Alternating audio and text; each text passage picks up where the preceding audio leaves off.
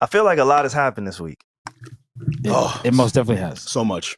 I feel like a lot happened this week. I feel like a lot happened last week. It's crazy because I feel like 2024, the news cycle was really in our favor. Yes. Meaning, every time something great happened, it kind of aligned with our content recording schedule. Mm-hmm. And in 2025, we record, and then Drake wants to sue UMG the next day, and then Literally. TikTok wants to go down, and then come back. Like, this year has been starting off a little bit rocky from a content standpoint, for me at least. Yeah. Make sure y'all go to y'all therapist, man. It's hard times. Just in the timing aspect of it, or like the matter at hand? I think all of it. I think the timeliness of the matters that are happening. Wait, what? You get what I'm saying? The timeliness of the matters that are happening. Yeah, that's what I think. But real quick, Alex, I wanted to start with you because my good sister, Regi, she got here nice and early, super early. She did. 45 minutes early from 45 Jersey. minutes. You know how she Guys, I does. was coming In 10 degree weather from Jersey. Guys, I was coming from work. You can't get that off no more. Why I can't get that off no more? I'm literally working. I think you can get that off. The I can't. congestion in the city has been depleted. Yeah, Have but you guys- has the congestion in the office Been depleted. Nobody drives in the office. You're the only fucking idiot that still drives to New York City. He's not He an hates idiot. me. So I do you hate want him. me to spend just a bunch of money? Because essentially what I would have to do, right? Write it off. Nah, that's that big Wait, money we can't do talk. that with 9 That's to that 5s. big money talk. Hold on, Reggie. Don't let him. That's that big money talk. You hear him? He Uber everywhere. $100 Uber, nothing to him. See, I try to conserve, the business budget and things of that nature. Uh-huh. So I'm like, you know what? Let me drive halfway. You're really mindful of our business budget. You gotta be. You really are. We gotta be, right? We did the accounting last year. Reggie, actually, we got to show you the accounting one day. I got to show you what this shit is crazy. This shit's crazy. Should I see it or I don't know? Yeah, it's not wrong. Yeah, we're fine. not Transparency. we're not the other pods. Oh, Word. Oh. Transparency. We have open accounts in here. Nah, that's a fact. Yeah, it's fine. Okay. But I think Let me see the accounting.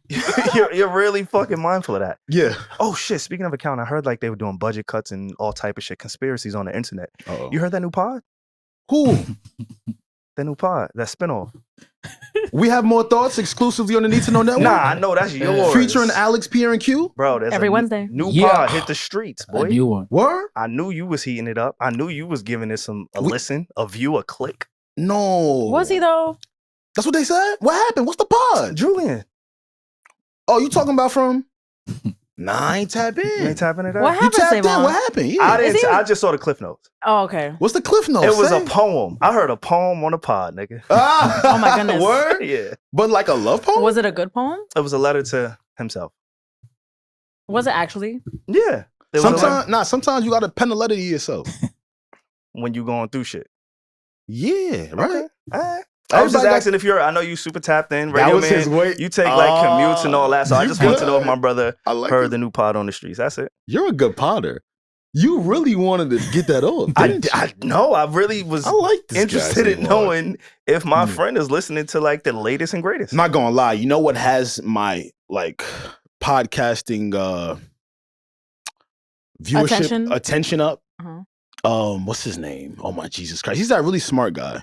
Me. Oh, Pierre. All right, sorry for me. No, he's like a scientist and he deals with the stars and stuff like that. I feel Neil weird. deGrasse Tyson. Neil deGrasse Tyson. That's His my guy. podcast is fucking amazing. No, and also he's a great potter. I remember Yeah. my favorite. I've been watching Jesus and Miro for 10 years. My favorite episode of theirs ever was when they interviewed Neil deGrasse Tyson. I literally So watch. entertaining. I just watch it to show how stupid I am. He's so intelligent. Also, it's very he's talking about the stars and shit, but Yes. it gets very philosophical in that bitch. So for sure. I And he's love a it. bit condescending, which is cool. Oh, he's you're all idiots. Yeah, no bullshit. I watch it a lot too. It's Star Talk, right? Yeah, Star Talk Yeah. with his man. I forgot it. I feel so bad. And isn't he Oh my from God. the Just- Bronx and shit? I know. I don't know where he's from. I know Yeah. nothing about him. Oh, if he's from the Bronx, then I think that's what him and Miro were bonding on, but I could be wrong. Oh, Art of Dialogue too. Oh, for He's sure. killing Vlad. Oh, Been killing it. I feel bad for Vlad because Art of Dialogue is black and can say things and speak to people I know. that Vlad That he can't wishes- get next to. I know Vlad is tight. Yeah.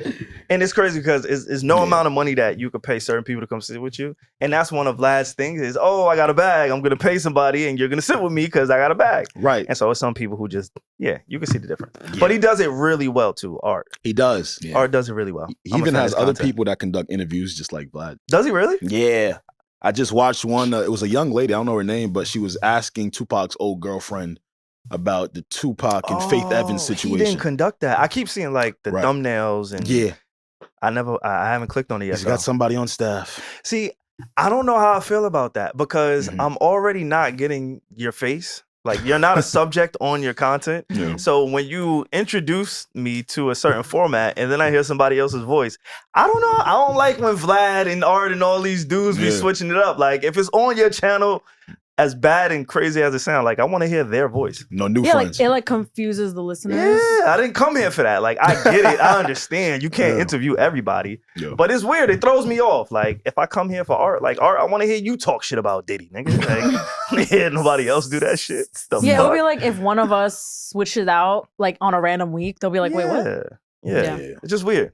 Real strange. I just want to know what your content palette was up to. Yeah, just Neil deGrasse Tyson. Okay. All right. Yeah. Shout out to everybody. You know, we do have a studio. If you are launching a new podcast, okay.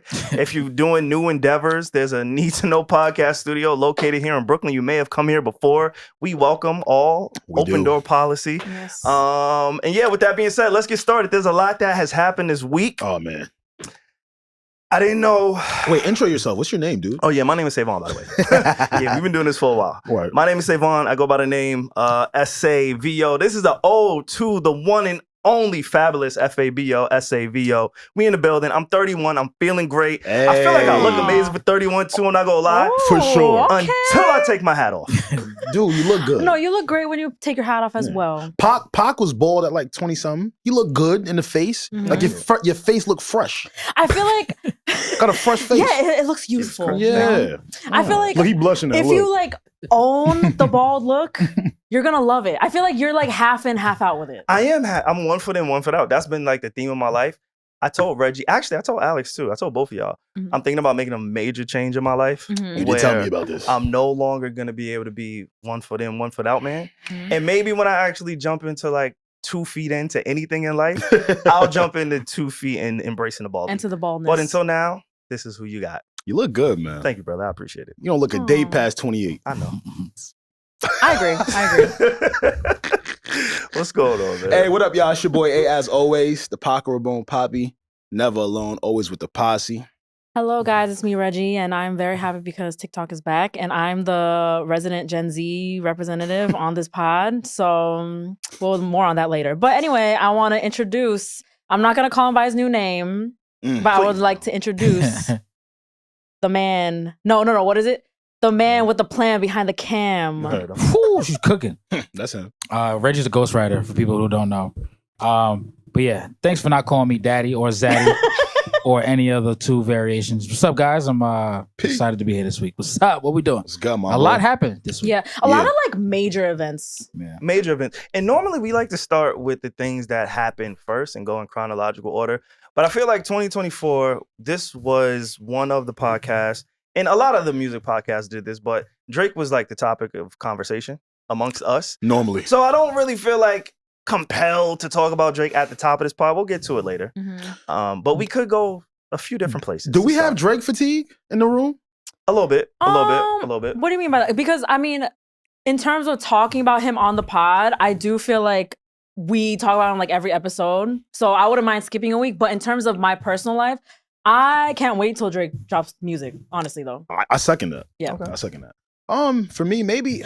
No, I love talking about hip-hop. It is what it is. If you're going to do something, we're going to talk about it. I ain't mad at that. But let's get to the Drake and the UMG stuff a little bit later in the pod. Yeah. Because I feel like people have spoken about it at length at this point by the time this episode comes out. So where do y'all want to begin? Okay? We can talk about some things that happened last week, or we could get to the shits that happened this week. Alex, I'll let you take control of this ship. Let's see. Well, Regi mentioned TikTok. Okay. Should start there. I ain't mad. Y'all almost folded out there. It was crazy. Okay. So I feel like I'm the only Pierre, I don't do you scroll on TikTok? Like, do you actually like use it? So I make it a point to not scroll because then I'm just down a rabbit hole. But every now and then I'll indulge a little bit. I know these two gentlemen to my left and right don't use TikTok. They've actually never downloaded it. So great job, guys. We're logged into the Need to Know account on TikTok. But you don't like use it. We don't use it. You're right. Do you? Wait, do you? Nah. Okay. It overwhelms me. It's a lot. If you're either into it or you're not. And me, I downloaded that shit in 2020. I know from the first trending topic it ever had to like the last to when it fucking shut down. I don't post that much though, but I don't really care to talk about like I guess like when I think about it, to me the biggest thing that came out of it was the fact that they could just do that. It was kind of scary. Like it was kind of, I'm not here to talk about like, oh my God, TikTok changed everybody's life, like whatever. I think when it shut down, I was scrolling because January 19th was supposed to be the day that it shut down. And people were like, oh my God, is it going to be, you know, when we turned at the new millennium or something, people didn't know how it was going to be. So everyone was like, oh, how's it going to be? Is the app going to like fucking disappear from our phone? Whatever. So on January 18th, I was doing my last scroll. I was like, you know, I was like literally on the couch. I was like, I was in the couch. I was doing my last scroll. I knew it would be the last time. But they shut us off 2 hours early. And the message that popped up, I know everyone was reposting it and everyone got annoyed, but it said, Trump is working on getting TikTok back. Like, don't worry, guys. I was like, wow, that is fucking weird. Like, everybody who had TikTok in the US got that message.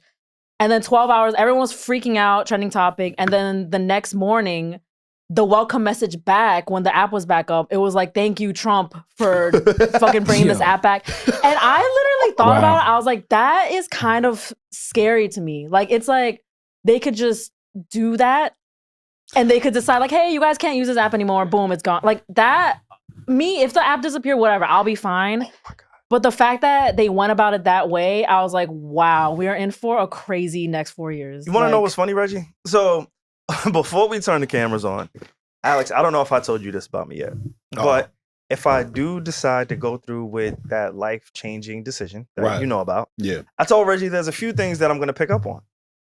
One of those things is MMA training. SaVon. And the other thing is I'm going to take a firearms class. Oh. No, wait. I support the second one. Remember we talked about it on Patreon, patreon.com/need to know. Because it's like a safety thing. Are you trying to become a spy? Oh, yeah, the combo of that is crazy. Like, what the fuck? No. But when they're able to control and dictate your everyday being, and like with the blink of an eye, a snap of a finger, I feel like I need to like actually tap back into like the world. So cold showers, cold bathing in the morning, cold plunges, those type of things. Like I think just getting back into the real world, to humanity, like primitive times. Yeah, man. Like, all right, you know what turned me off? If you go on the New York Times right now, you type in halal pigeon, you'll see a video of a nigga that was working at a halal cart, go outside his halal cart, snatch up a pigeon, go back in the cart, and then the video just ends. That's good eats. One could assume. I didn't know this. I didn't see this yet. One could assume. And I eat halal like every day. What that man might have done. Love me some chicken over rice. With that chicken over, I don't think it's pigeon over rice. So, if you eating Chinese food, you might have had a different animal. But to see it is different. To see him catch the pigeon and take it into the cart, you're gonna be disgusted. It made me feel like, oh wait, I gotta really tap into that tool set of my life. My skill. Like when they take TikTok, because I was just thinking, I don't use TikTok, so it didn't really affect me. I was curious. First off, I was entertained by Reggie's commentary because Reggie goes in on Twitter. Like Reggie says the things that she really wants to say on her Twitter that she doesn't say on the pod. And I get jealous because I'm like, yo, Reggie, really? I thought you were supposed to talk your shit on I knew someone was going to bring this contract, bro. Like, I knew someone was going to bring this up. I posted one tweet when it went down and one tweet when it came back. That's it. Oh, a little two and out. What do you mean I went in on my Twitter? algorithm only shows me y'all two. So that's I sweet. only saw what you said. Well, you need to fix that. Why? Okay, you need some more variation in there. Yeah, you already talked to us enough. You need some variation. We talk every day. Now, this is scary how they could just take something down. But I want to ask you guys, are you guys concerned at all of our privacy? Because I think that's the main reason as to why they're looking for an American buyer, right? I love this question. Honestly, I don't care to take my data. I don't give a fuck. I feel you. They already got it. I have nothing to hide. And they already have, like, people already have our data. Like, all the shit we have on our phone. Like, too late, yo. Whatever. Like, I know people have my data already. Like, I'm not trying to fight it, honestly. Even if it's a foreign government? Whatever. What are you gonna do with my whatever, bro? I'm already in the algorithm. People are already controlling what I see. Whatever, bro. Like I don't care. I respect it. I understand. Okay, but you got please someone disagree with me. No, I don't. Yeah, I don't. Don't let me just say this. Nah, you can go crazy. Sis. It's almost I like mean, this is where we at. It's almost like you can't live or be in this world without putting your information somewhere. Yeah, like we already every time we do something, sign up for something, we check off the box. Oh, agree to terms of service, whatever. We don't read that shit. Facts. I'm telling you, everybody has our data already. I don't care. I'm getting really scared. I was on Instagram today and I was scrolling, and there was an advertisement for an AI app, but it wasn't just for a voice. This AI app could basically transcribe a video for you using someone's face and voice, and it looked like this was a real person. So to your point, yeah, they already got us, man. Niggas already in the database. Like, what do you want me to do? Like, I don't love it, but I can't stop it. I think we should have been concerned when they started doing the face scan on your phone. Do you know you can't even do a face scan with your eyes closed? If you try to open your phone without having your eyes open, your phone will not open. That's good though. They're trying to capture that retina. Nah, that's fucked up. Show me that cornea. They're reading your biometrics. Yeah, like, so it's different. I think what it is, I think the dangerous thing with TikTok, and I was having a conversation about this last week, is more so the manipulation that they can feed to the vulnerable, right? Like somebody like Alex or Regi, myself, I think we all have our own, strong thinking, right? Critical thinking. Sure. We can filter out some of the bullshit, but I think the best manipulators, such as these large corporations, they know how to manipulate the manipulators in a way, right?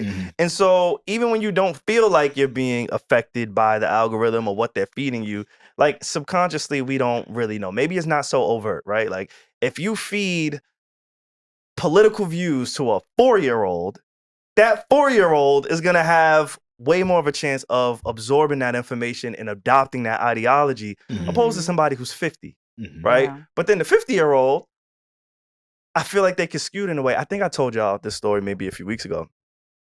There was a post of Justin Bieber. I may have played this. Did I play this? Please tell me if I did. His voice? Or his voice. It was an AI song of Justin Bieber singing about Diddy. Like, and it sounded like very real. And it sounded really close to Justin Bieber, but we know it's not Justin Bieber. We grew up with Biebs. Like, that's our guy. Yeah. But my grandmother, my grandfather, they hear it and they're like, oh my God, he just said he sucked his dick in a song. Right? Like, so I think it gets a little bit tricky, and that's why I think the foreign kind of policies and the issues, the data stuff, I think that's where it gets scary. Well, it's been extended for another 75 more days. Okay. Let's see what happens after the 75 days. I will say, I like TikTok, even though Regi mentioned, SaVon and I really don't use it. But I like it because people's learning how to cook on it. I know that sounds very fucking basic, but there's something so calming about learning a recipe on TikTok. It really makes you feel like you're a chef. You can't go on your YouTube Reels, Instagram Reels. I will say, for the joke when we all came back to TikTok was like, yo, thank God they brought it back, because people started scrolling out. Like, they're like, oh, I guess I have to fucking go to Instagram Reels. And you scroll and it just does not hit the same. Instagram Reels sucks. SaVon, we'll never know what that feels like. I truly don't get it. The quality of content, I can wholeheartedly say that TikTok is way better. Like the quality, the originality. Jokes, like just the type of content is so much better. Like that's why we all love it. Instagram is trying to compete with TikTok already. I don't know if you guys saw, but the CEO said the app called Edits is going to come as to where a content creator can edit their stuff, I guess, the same way they can on TikTok. On CapCut. Because CapCut was shut down as well. Right. They have the same parent company. ByteDance. So yeah, when they shut down that company, all of the apps that you know and love went bye-bye. TikTok being one of them, CapCut being another. But for me, so y'all know, I love social experiments. You do. And this was like... Same here. A social experiment at its highest level, just to see how people reacted to it. Go for it. Yeah, I just feel like I'm surrounded by people like you guys, where we know that it was Trump just did this to take he started the problem. He introduced banning TikTok 4 years ago, and then they shut it down, and then he took credit for bringing it back. Like, it was, we could see this. Like, we have the information, and I feel like we're surrounded by friends and peers who see like, oh my God, Trump did this as a stunt or whatever you want to call it. But there are millions of people who are genuinely like, oh my gosh, I love him now. He brought it back. Like millions upon millions of people that truly believe that message that popped up. That's scary. So That's very I'm like, scary. damn. Yeah, like when SaVon said social experiment, like it really was. And he could just get away with it. Like he could just like do this shit. Yeah. So and crazy. propaganda, right? Yeah. That's a big thing. Propaganda. Just, I don't know, man. I thought it was fascinating just seeing everybody scramble. And I wasn't happy and I wasn't sad. And I think that's You're just observing. You're observing. I'm just there. And you know what I'm saying? Like, because I wasn't happy. Like, I know the joy that TikTok brings women. Yeah. Specifically. The bitches love like, TikTok. I don't know a lot of men who's like, yo, I love TikTok, bro. I gotta post this. Like, I know it exists, but I just don't know it in my personal life. Mm-hmm. I know the women that are affected by TikTok. Like, my sisters, my friends. I know Reggie's on TikTok. Like, I know people who are on TikTok. And to see the community, the bubble that I'm in just be affected by it. Like, people were writing on other apps. People were expressing their feelings and their thoughts on other apps about TikTok. And I'm just sitting there like, oh my God. Like, imagine if this was Instagram. Because if it was Instagram, it would have affected me a little bit different. Yeah, that would have. You're right, bro. That would have affected me. If I couldn't access you're right. my story, nah, you're my right. DMs, right? I'm like, wait, what the fuck is going on? Everyone loves to complain about Instagram, how it sucks now. But honestly, if it went away, I would be sad. What would you do? I would be sad. I'd be devastated. Yeah. So I empathize with the TikTokers. Yeah. I wasn't happy for y'all at all. I promise you. Facts. I know we talk about this whole ageism thing on the podcast. I'm not the old man like fuck TikTok. Like, cool, if that whatever floats your boat, that's cool for you. You like your salad tossed a certain way, like please go for it. Okay, period. But I just put myself in the mindset of if this was Instagram, how would I react? Yeah. And that's what fucked me up. Yeah, like that's fucking me up right now. For me, it wasn't like imagining Instagram. But for me, it was like, yes, it was sad, the entertainment value, like, oh my God, how we scroll now, whatever. Like that part didn't make me sad because it's like I lived through Vine getting shut down and Vine was my everything. But we survived. So all the TikTok creators, I was like, it's okay, guys, we're gonna survive. That wasn't my concern. My concern was the ease at which they did it, like, and wrote their own messages to send out to hundreds of millions of people. I was like, this is crazy. I agree. It's a bigger picture. See, Reggie, you're on TikTok. So when it comes to misinformation, do you think it's more or less on TikTok as opposed to other apps? I don't know. I think misinformation is prevalent on anybody could freaking put on an outfit. Like, let's say you're posing to be a doctor. You put on scrubs and you make a TikTok and spew misinformation. You could upload that anywhere. So I don't think it's crazy on TikTok, in my opinion. But that was one of the things that we missed last week. A few more days on that, yeah. A few more days, but speaking of, because I did think, Reggie, I agree. I saw the message. Because everybody was posting it like it was exclusive to them. Right? I know. Everybody kept screenshot. That was annoying. That was annoing. Like, yeah, we saw the message already. I know. You posting it is not gonna come on. But then just scroll past it then, guys. Let us grieve. Let us grieve. It was as if you guys couldn't stomach it. I know. No. Y'all couldn't fathom it. That's why it was like, I'm aware that everyone was posting it, but to me, it was just the shock. It had to be. Because I didn't think they were actually going to do it. Yeah. So when that message popped up, I was like, I knew it was going to happen because you got to test somebody's gangster once in a while. I got to see, they're actually do did it. And they had to do it. They got y'all though. Y'all folded. Nobody even tried to stay solid for a little bit because I had some hope that even if they shut it down, it was going to come back immediately. And that did happen.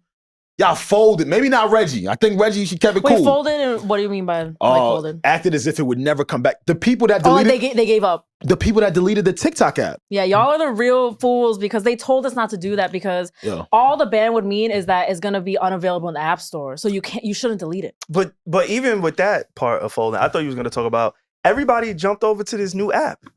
Oh yeah, Red something, right? Yeah. Red Note. Everybody switched sides immediately. Everyone was fucking learning Mandarin. No, literally, Duolingo was tweeting like, "Yo, the increase in Mandarin users." Wow, that's crazy.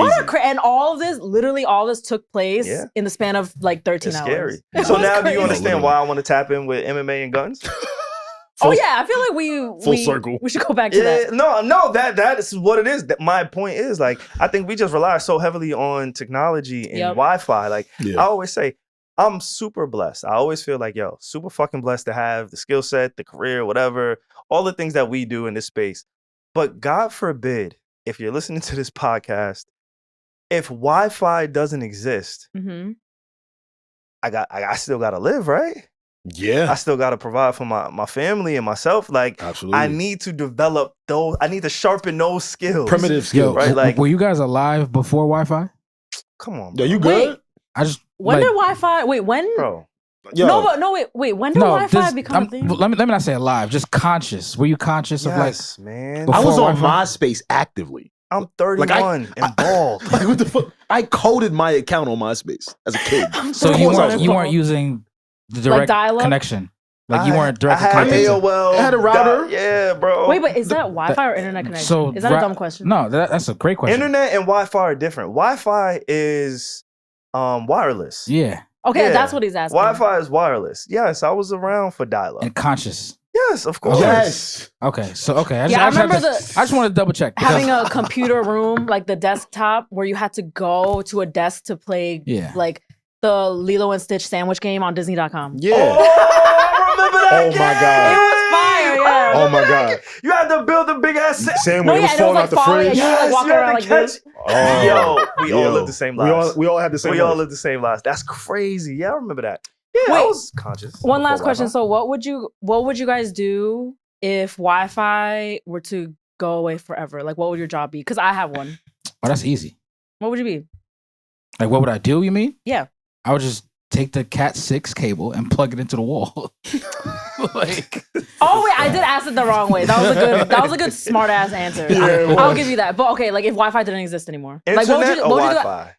Oh, internet, like nothing digital. Your job can't be anything digital. Okay. You guys know what I'm trying to ask. Job can't be anything digital. I think the first thing I would think about is this podcast. Aww. Yeah. Yeah, like, oh my God, how are we going to promote it correctly? This investment is gone. No, we can't have a podcast. We can't have a podcast? Like, what would your job be? That's what I'm telling you. That's why I'm doing MMA and guns. Oh, I see what you're saying now, Reggie. Okay. I'd be a Legal chef. guns. Legal guns. you'd have to go into the services industry. No, that was my answer. I would literally be a barista. Yeah, service Don't laugh industry. at me. I can see I as a can see barista. you doing No, it. because I've been a barista for mad years. Like I'm a fantastic barista. I'll just do that for the rest of my life. And honestly, I'll be very happy. I agree. I think of that some days going back to that. Like I just miss those days. Damn. I won't do it, don't worry. But I miss it. Just making espresso, talking to customers. I loved it. I loved it. Whatever makes your heart happy, queen. I feel like that was shade, but No. I'll ignore it. I'll ignore it. For real. I'll allow it. SaVon, what would you be? I would just go back to serving the homeless niggas. Yo, bro. Yo. Nah. Guys, for the new listeners, he's like not joking. I used to work in a home. Like I would go back to the shit, like working in a shelter. I connected with a lot of people, and I feel like I have the empathy and the heart. So we've got a chef, a barista, and a homeless helper. Damn right. I'm going back to what I know. I like it. Maybe we could work in his homeless shelter. Ooh, as a chef and barista. And then Pierre could be like the sports coach. Ooh, because you got to be active. Got to get everybody in there. Swole. We could do that. Yeah, I would definitely do that. But that's what has me thinking, like, I need to really get back into like some of my primal instincts. Yeah, because if they take shit away from us, then you gotta, The last time I got a flat tire, I couldn't even change my tire. Not because I don't know how to change a tire, but because cars are advancing so much. Yeah, put it on the advancement. No, I'm so you don't have to lie, bro. You can call BMW right now. Y'all gonna make me get on my back. Y'all gonna make me shit on you niggas. I don't want to do that right now. You feel what I'm saying? When I had the Nissan, I could get on my knees. SaVon. Oh my goodness. No. Nigga, you was getting on your knees for a Nissan, but not the Bimmer. You could get under the wheel on. You gotta get on, to flip the tire, nigga. You gotta get on your knees. You know what I'm saying? I could get down and get dirty and pump my shit up. Yeah, get dirty and pump your shit up, right? And take the wheel off. Mm-hmm. Wait, so do you have to have like a pump? A jack. Yeah, like does everyone have a jack in their car? You gotta get the jack off. Super recommended. For sure. Really? Super recommended. For sure. You know how to, you will be in a you know how to use a jack?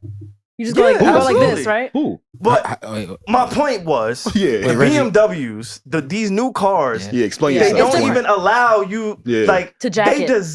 Talk, twin. They don't want you jacking it off. They don't. Like no jacks allowed. No jacks allowed. But they don't. What they doing in the new cars? In the new cars. So when I bought my car, they told me, you will never see, and I want everybody to think about this. Think about this really hard. Please close your eyes on the Parkway, freeway, wherever you please at. Don't. Nah, these cars drive themselves. Ask Elon Musk. All right. We'll get to him later. We will. They said it's one of BMW's initiatives. One of their company missions is to never see a new BMW on the side of the road for no reason. Whether it be a flat tire, because they got the run flats. Anything. They need to get over it. And I got one. They need to stop. I'm telling you, but this is what it is. So I know, but if you get a flat tire, you can't change your own tire. They make it impossible for somebody who's not a mechanic. SaVon. Wait, so doesn't that you ain't had a wheel lock? Just say you ain't had a wheel lock. Facts. No, but doesn't that mean there's gonna be skirting more, around the whole issue? Like there's gonna be more BMWs on the side of the road because of this? No, because their product is so good. In their mind, that's not me saying it. I used to work for BMW. This is how they sold it to me. Yeah. All right, I fell for the bullshit. But that's impossible. It's not bullshit. I bought the $50,000 car. Okay, I promise you, it wasn't. That's that classic like car salesman shit. Like, damn, I'm a bird. Nah, they might listen. I you believe that? You were like, wow. I was like, I'm never gonna be on this side of the road. They got him. And then I got a flat tire the second day I had the car. Now hold on, Pierre was a Beamer tech. Yeah, I was a BMW genius. Talk to me, so genius. I had tell me what they said to you. How did they sell you exactly? They just said, yo, our initiative is, hey, you should get the tire insurance, not because we think you're going to need it, but our initiative, you should never be on the side of the road. So if you get a flat and you got to pull over, we're going to pick you up. You're not going to, you don't have a spare tire. They don't put spare tires in new cars anymore. They don't. So because they do not want you to be on the side of the road changing a tire on their car. So it's a psychological spare thing. tires don't exist. This is a definition of like losing recipes. Like sometimes the old shit, the way we did things, it works. Yeah, you gotta know how to operate in an analog sense. Yeah. Yeah. So like read a map and shit. Yeah.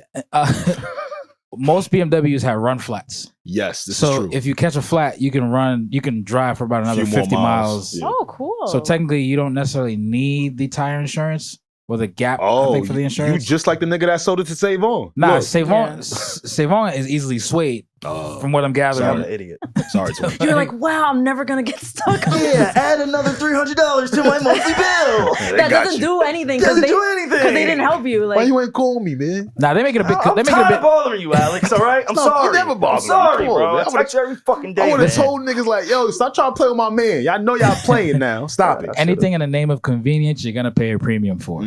So that's fair to say. And I'm a premium nigga. There you go. That is true. I ain't need the sauce on that. That is true. With all of these things happening on the TikTok propaganda, we saw Trump's name everywhere. Let's keep it in the Trump verse. Y'all know I don't talk politics, so yeah, I don't. I try to keep it neutral. Sure. I try to let you guys inform me. Do you consume politics at home? I mean, for major events. Sure. I have the inauguration? Yeah, like the inauguration and the events that happen around it and some of the executive orders and a lot of those. You know, there's a lot of things I'm for, a lot of things I'm against. There's a lot of things I'm like, oh shit, I seen this. I hate saying I gotta see my peoples how they feel. So with that being said, Alex, Regi, would you like to explain the whole Donald Trump inauguration and events around it? Well, they swarming. 47 is in. That's crazy. Yeah, 47 is in. Why are you guys giggling? Yo, you gotta mute up. Yeah, when you do that shit, bro, mute up. For real, bro. Because we in the corner of our, you're like, nah, SaVon's just a funny guy. They swore Trump in over the past week. And, you know, we don't really discuss politics, but the conversation of the internet was around two individuals we know very well. Prominent individuals at that. That being Snoop Dogg and Nelly. They had the opportunity to perform at a crypto event. Crypto ball, right, Regi? Yes. Crypto ball for... it was the inaugural crypto ball. And they said, I don't know how true this is, I'm pretty sure it's true, that Donald Trump wasn't even there. This was like an event surrounding the weekend. Yeah, facts. And Trump just launched his coin. So this is all pertaining around that. You got that? I know you're a coin man. I ain't gonna lie, I follow the money. What does that mean? That's a nice cover. I went to go see what was going on. All right. I'm a crypto guy. I know. Are you really? No, oh, yeah, for sure. Alex is like my crypto plug. Facts. Ooh. Go get Bonk, Doge. What am I? XRP. Oh, y'all still on Doge? Yeah, I just got back in. A meme coin? Yeah, Trump. Well, yeah, which is Elon's meme coin now. Trump started a meme coin. That's associated with Web3, right? Yeah, all of that's deep Web3 shit. And I have no idea what this means. But since, SaVon said in the beginning of the pod, he was explaining that the timing of these events has been bad to us. But this time, I think it's pretty good because by now, what Alex was talking about, after that, we actually got a response from Nelly. We did. Of him, supporting these Donald Trump events, and he is doubling down. He said in an interview, it was mad when people were asking like, why did you perform at a Donald Trump inauguration event? He said, I respect the office. This isn't politics. This isn't politics for me. It's over. He won. He's the president. He's the commander-in-chief of what I would like to say is the best country in the world. It is an honor for me to perform for the president of the United States, regardless of who is in office. If Biden asked me to perform, if Kamala asked me to perform, I would have done it. That was like the essence of his response. Soulja Boy said the same thing. I think Soulja Boy performed over there too. Mm-hmm. Did they tell me to come perform? No. Yeah, he was like, I never got a call from Kamala. I never got a call. She never put money in my pockets. Like, that was the nature of his response. So yeah. I like really, really disagree with Nelly, because it's like, I get his point is like, if any president asked me, I would have done it because it's the president of the United States. But it's like, you're directly supporting that president, though. Like, it's really not that black and white. It really is nuanced to it. Like, this is who you're supporting. Like, you're putting your face on it. You know what I'm realizing as I'm getting older, guys? People are going to align with the things that they align with. And we just shouldn't try to, like, Please do not let that go over your head. Human beings are always going to do things that behoove them. Yeah. So I know, love that word. Yeah, for sure. Behoove. and like Regi said, it's not black and white, it's green. Listen, yo, Nelly just had a kid. I see you, Pete. Yeah. Nelly's got a whole family he got to take care of. I'm pretty sure, all the old music he used to, Yeah. It's still money's still coming in, but like, listen, but green is green. Didn't Nelly just sell half of his catalog not so long ago? Yeah, I think that was him. What I've realized over the last 6 months, because Billboard, they've been keeping track of they've been listing like the biggest pop stars, biggest rap stars. And there was a list recently that came out and said the biggest rappers are like the last 20 years of this new, not decade, but millennium? I don't fucking know. Whatever it is. Okay. Last 20 years. Since 2000, sure, the biggest rappers, right? And we all know, we would say what? The Eminems, the Drakes, the Kanyes, the 50 Cents, like, there's a few certain names where you just associate them with being massive. And because Nelly hasn't really put out a big song since, 2009 maybe? You ain't you ain't copped the country album back in 2022? You ain't copped that? I didn't get that. I missed that one. Put me on. Nah, later. How that shit went? I don't know. Okay.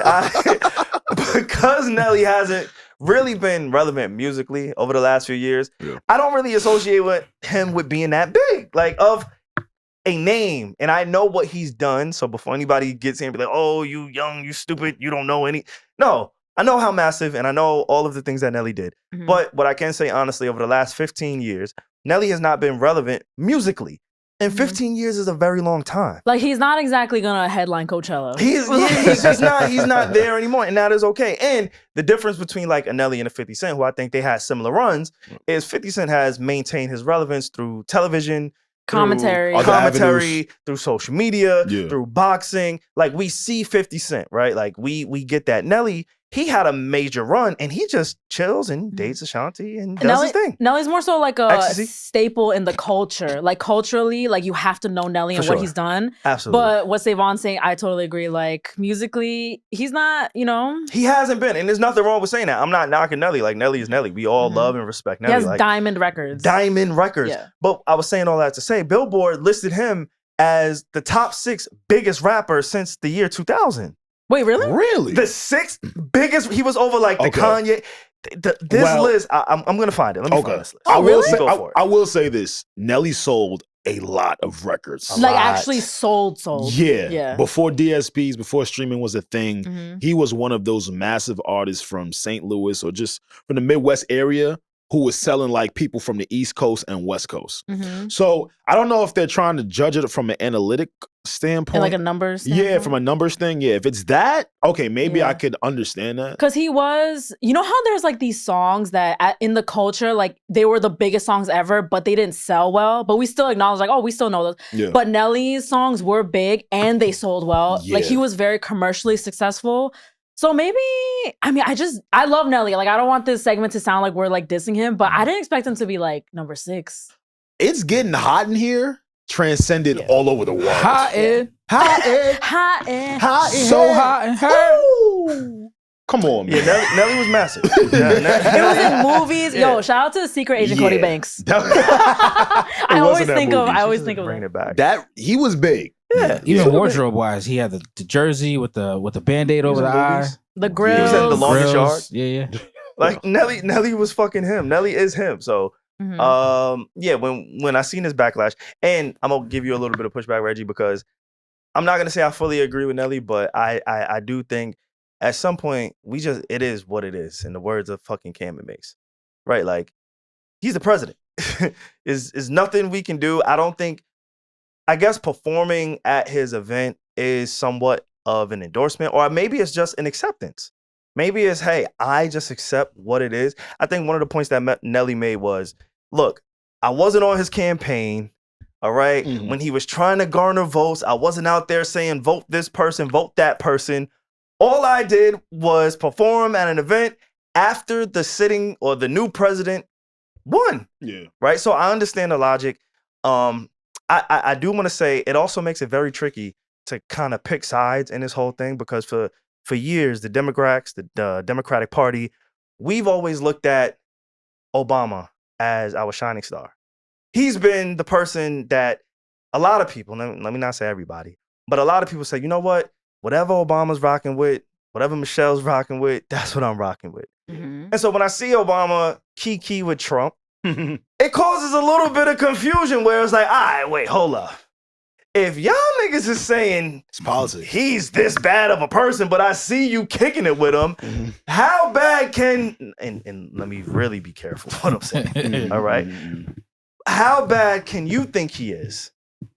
If I see y'all chumming it, because when I don't fuck with somebody, I don't fuck with somebody. I think they just have to be cordial because they're both two major figures, and it was like a political event. We don't gotta be cordial when we there. I agree with you. He could have just like ignored him. Well, yeah, like Reggie, I know you. You my friend for real. Like, if you don't fuck with somebody, you not fucking with somebody. You not taking no pictures with him just to do it. Just like, yo, SaVon. Oh, I don't fuck with her. I'm not doing it. My stakes are very low. Like, I'm not the president where it's like I have so many rules I have to follow and a country's history like on my back. So I've never been put in the position that Obama has been in, where he has to stand next to Donald Trump, like in front of the country. I don't know. I don't know. Nah, you gotta play nice, especially at that level. I tell you who don't mess with him. Oh, Michelle. That's for sure. Michelle is nowhere. She didn't pop out. She didn't go to any of the events. And not for nothing, politics is WWE. Yeah. It's wrestling. I don't think a lot of people understand that though people are on different sides, different parties, have different constituents and things of that nature, they deal with each other on a daily basis. Yeah, they're talking like all the time. Yeah, even if they don't like someone, but they run into each other. That's the problem. Tell me that. Don't tell me he is a threat to society. That's politics. And then dap the nigga up like, yo, what up, nigga? We like, good? What's good, Threat? Yo, what's good, gang? Like, yo, Threat, what up? We should do go later. Nah, bro. Pimp. If you a threat to society and you got that type of fucking magnifying glass, that type of like, nah, bro, it just it blurs the lines is all I'm saying. We saw at the inauguration. Trump was there. You had that's what I'm referring to. Okay. That's exactly what I'm referring to. So, and then even like somebody like a Snoop Dogg a few years ago, I don't know if y'all saw the clip online. There's a video online of Snoop Dogg saying, yo, if you are rocking with Trump, if you're performing with Trump, you are, and I'm paraphrasing, you are a buster. He said, which one of you jigaboos gonna be the first one to perform for Trump? That's what he said. That's what he said. Okay. Like literally the evidence is there and he switched up. He manifested his own calling. Like, I mean, I get what you're saying. Like, Trump already won. Like, what can we do? I'm just performing. I don't know. I just don't agree. Cause it's like, I know the check must have been huge. Massive. Probably like $1 million. I don't know. But it's like, at what cost? Like, let's say I was like a beauty influencer or something, and there's like a company owner who's literally like just very problematic, and they're running like a big beauty festival that would be great for my career, and I go.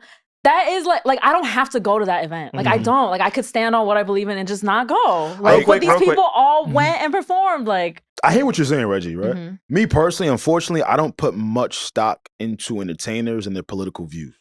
Especially an entertainer. Because their job is to entertain. Yeah. So for me to try to put them in the same bucket as a CNN pundit or a member of Congress, A lot of these entertainers don't even know what's going on in the country. Super unfortunate. I'm not saying it's okay. Or they just take one stance. Yeah, I can't put stock into someone who doesn't know what's going on. Or a lot of people. Unfortunately. And what we're going to forget and what people tend to forget is a lot of people also vote or think about what's in their best interest. Right. These people that are rich who have been rich, and we're talking about Nelly and we're talking about Snoop in this case, right? A Snoop Dogg has been rich since the 90s. Snoop has been partying. He is the most identifiable rapper in the world. With the elites. With like, for sure. You don't think he's turned up and partied with Donald Trump before he became president? You know what I'm saying? You don't think that we're seeing the landscape of some of the things that the last party who was in-house may have done and it hasn't benefited the rich? These people are rich. Like, we see black people and we try to hold them to the everyday black person experience and standard. And that is not what this is. Unfortunately. Like, these are rich, multi-million businesses. Snoop Dogg is a business. He's not a person at this point. He's a brand. He's a brand. If there is all of these people. Right. Now, if there's a political figure that I align with and they surprise me with who they decide to speak to through their actions, then I have a problem. Entertainers, man, niggas just want a bag. Yeah, I just like, I'm not like fucking outraged. Right, like I will, like I don't care. Like it's fine. Like I'm like not mad at Snoop Dogg. Like I don't care. Yeah. But I just do think that you don't have to perform. Like for example, like John Legend. I love John Legend. He's very vocal. He stands on like what he believes in, and he would like never do something like that, you know? So I don't think it's that hard to be like, I believe in this. This is what I don't like about Trump. I'm never gonna perform at one of his events. And that there are people like that, and I just feel like I like those types of people. You know, you stand for something. I oblige all of you to be abreast and keep up with what's going on in the country, okay? And not to just keep up with what you see on social media or what your favorite rapper is doing. Actually learn and do the research on what's going on, so you can have a clear mind about these things. Yo, you know, sorry, we can move on from this, but you know, Biden gave out a lot of not sanctions. What's it called? Pardons. Yeah. You know, Fauci was on. For sure. You know all that stuff that happened. Presidents pardon, especially at the end of their term. Trump did it, so not all of this doesn't surprise me. Right, but Fauci, that's what I'm gonna say. Doesn't surprise me. Do your research. Yeah, do your research. Doesn't surprise me. Speaking of pardons, Trump, he got in office and he's just started letting all his niggas out. Yo, no bullshit. All them insurrectionists. Trump did a lot on the first day. The first day on the job, I ain't go front, bro. Yo. Seeing somebody come in and turn up like, wait, hold up, I'm here. I'm gonna do this, I'm here. We back. Niggas is crazy. We up. Honestly, I can't blame him for doing that. It looked like a party. All of your faves was in the building. Who faves? Carrie Underwood? I saw Joe Rogan. Nah, Carrie Underwood killed it. She killed it. I saw Carrie Underwood. I appeared damn. Nah, she killed it. She killed it. Good job. I see Dana White. I see my Theo. A lot of billionaires. The Paul brothers, Mike. Like Theo Von was in there. He fell out. He fell out. Wait, was he really? Yeah, Theo's in the building. Reggie, how do you feel about that? Theo's in the building. I love Theo Von. What I will say, I don't know how Reggie feel about it, but what I will say, the Republican Party, they did is humanize themselves in a way where they just seem to be touchable, opposed to untouchable. Whereas I never felt like connected to anybody in the Democratic. And not that I felt any connection to like Trump's campaign, but seeing him with my favorite podcast, just like these are the people I listen to on a weekly basis. You're seeing his celebrity. I tap into Flagrant, right? I listen to Andrew Schultz every fucking week. He was in there too? He went to Flagrant. Oh, Trump. yes, he did. Andrew wasn't there. I didn't see him there. Gotcha. But I'm saying throughout the campaign, Trump went to the way that they were able to manipulate their strategy. It's ill. It was just like, oh shit, I'm here. I'm y'all. Even the foresight from Elon Musk to purchase Twitter before the election season.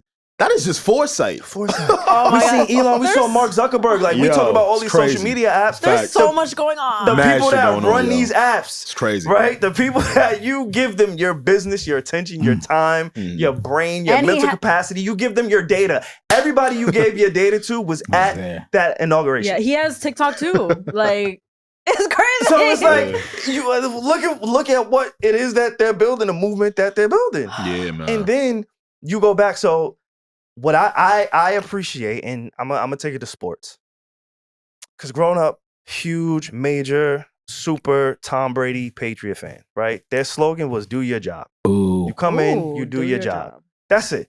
No matter what position you play, age, name, color, just come in, do your job. We also got the Kobe Bryants of the world, the Mamba mentality. Yeah. A lot of people understand what that means. You come in, you show up, you be your best self.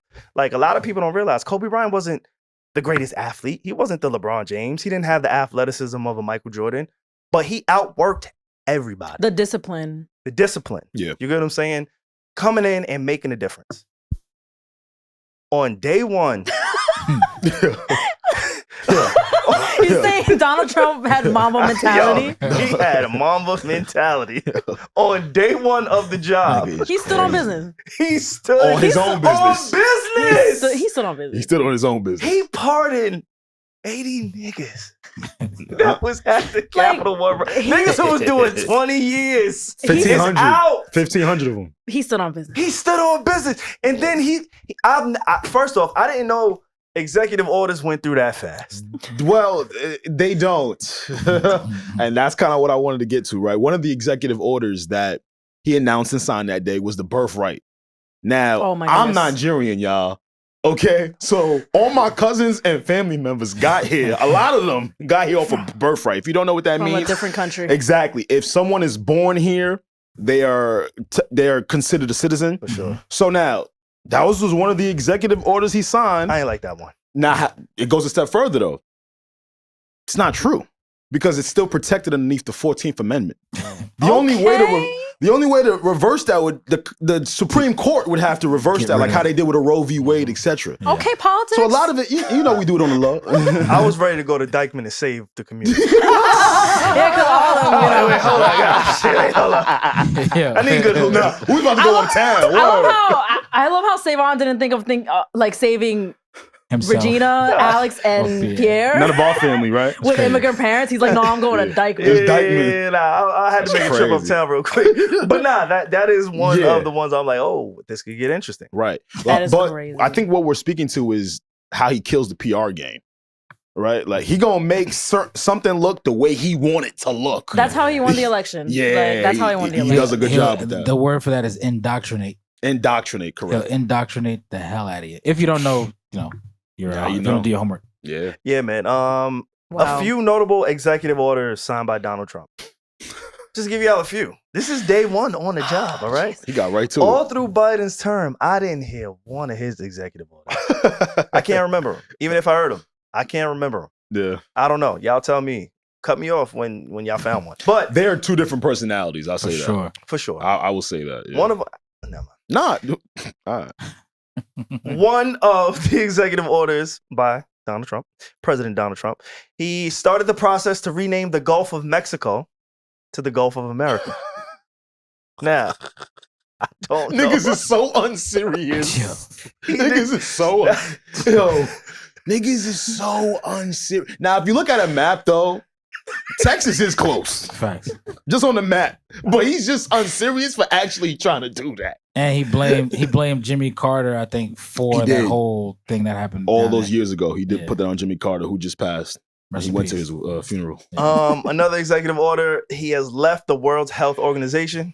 I don't know if you heard about that. I did hear about that, yep. He froze federal hiring, and he's also making it a mandate for federal workers to work 5 days in office. Told y'all niggas get back in office. Back into the office. I did see that one. What else he got? This is what y'all wanted. So government workers, IRS, things of that nature. Mm-hmm. Yeah. He declared emergency at the border. I'm going to assume the Mexican border. I didn't say nothing about them Canadian niggas. Delayed the enforcement of the federal ban on TikTok. Mm-hmm. And he also signed an executive order declaring that the U.S. recognizes only two sexes.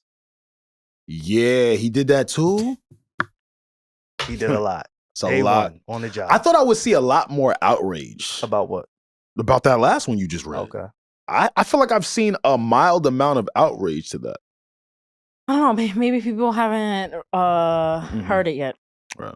Damn. It's going to be a long 4 years. That's for sure. It's going to be a long 4 years. Trump. Stay prayed up, y'all. Stay prayed up. He got in and he just started switching shit up, bro. Nigga's crazy, He just bro. started doing shit. He just started doing shit as soon as he got in. Like, that's wild to me. What would you guys do as your first day as president with the mama mentality? That's a great question. It's a great question. I feel like I've said this on the pod. I made it my whole personality post-graduation. I would clear all student debt. Private, federal. I don't even know if that's allowed, but that has always been on my heart. That's a good one. That's like my biggest mission in life is to clear my fucking student debt. That's a good one. Damn. What would you do? I would. Oh my God. Nah, it's not even that crazy. He's like, I would make all hookah bars 24/7. Word, mandated. No. 4-day work week. Yeah. 4-day work week. That's a good one. That's it. You get Friday, Saturday, Sunday completely off. Monday through Thursday, you work your 10-hour shifts to meet your 40 hours a week. And then, Friday, Saturday, Sunday, you completely off. 10-hour shifts. That's the only way you get into 40? We don't have to get to 40. Why can't we keep it like 30 or something? Whoa. Hold up. Why do we still have to keep it 40? It's still capitalism in this bitch. If I'm president, y'all niggas gonna work your 40. You just gonna work it in a condensed manner. Like you still gotta hit the 40, Reggie. Come on, work with me, gang. So you still gotta like we not going to 35. He was like, I believe in work-life balance, but not that much. Yeah. So we cut it down to 4 days. Okay. Yeah. I think I would do mandatory PTO times. I think certain jobs, not all jobs have PTO. Really? Yeah, that is. I would put, even if you worked at McDonald's, you would get PTO. Okay, I see what get you're some saying. time off. Yeah, I like that. Yeah. I would mandate for every bathroom, right? Well, stay with me now. Every bathroom to have somebody with like a belt right there at the door, like a security guard. That way, if they see you not wash your hands, you get like 17 licks. Because if it's one thing I hate, is nasty people who don't wash their hands after they use the bathroom. I've seen it with my own eyes. You know what? Again. I like that, except I don't condone violence, but I like that because that would make society better. Like people who don't wash their hands after the bathroom, they're a danger to society. Yes. I think Pierre, you could just give them a ticket. Right. A little citation. You should fine them. He's like, I wanted to beat their ass. You could just give them a fine. Nah. Because if a white nigga is the security guard, he start whipping me. We getting it shaking. I'm So then wash your damn hands. Yeah, we gonna get it shaking. Damn, we do not need Pierre as president. Just wash your hands. You You good. can just get fined. Yeah, a little citation. How about both? Let's do both. Little citation. That's rough. Are y'all seeing these new, like, I've been getting so many traffic tickets. Have y'all been seeing how sensitive these tickets are now? I've been getting traffic tickets. I don't drive. like in the school zone, I could be going 28 miles per hour into 25 and I still get a ticket. Yeah, they don't play. Those school buses, now that's the real Rico. I want kids to be safe. Let me be clear. Yeah. But not at the expense of me. Wait, But don't bother me. Okay, not at the expense of me. I want kids to be safe. All right, I'm not gonna drive into the road when I see kids cross, and I have a brain, I have a mind. I know these laws are put in place for people that don't think about that and are unaware, of course. But come on, man, them school bus tickets I got, what motherfucker was like $250. Wait, Oh, what? 250. School bus ticket? So if For what? So Regi, oh yeah, we gotta put you on. So now school buses in New York, I'll say, I don't know anywhere else. I can only speak to where we live. They have cameras aside of them on the side of the bus now.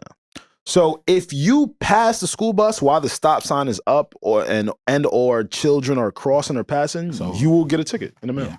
Damn. And for the record, I'd like to change mine. My executive order is directly at Easy Pass. Boom. If you have an Easy Pass, now we talking violation or Easy Pass. You know what? We're gonna make an Easy Pass hotline the way they did for Diddy. All right. Everybody call in 1-800 Easy Pass bugging, and we're gonna get down to the bottom of that. Yes, All we're right? gonna gather a case. Yep. Yo, Pierre, guys. Class action suit coming. Pierre's gonna be on his deathbed, be like, "Oh yeah, fuck Easy Pass." He hates. Pierre will post on his story. I'm with him. Fuck Easy Pass. Nah, I'm with him. Me and Alex. Yep, I'm with him. SaVon too a little bit. Actually, all of us. Nah, I ain't on not this Regi. one. I'm on a lot. This ain't one of the ones I'm Wait, on. why? You don't hate Easy Pass? Nah, I don't. Why? Because SaVon's responsible. No, we're responsible I take too. care of mine. Okay, but see, this is a problem. They try to predict Yeah. how far you're gonna go, so they'll just take the money automatically. And That's they double it. They double They'll be it. like, you know what? I think you're gonna use $80 worth this week. Yeah, And that's criminal. That's fucking whack. That's bro. criminal. And Bro, here's the real crookedry, right? Again, not to He heating up. Look, Don't let him go off. he heating up, y'all. He passionate. pardon the soliloquy, right?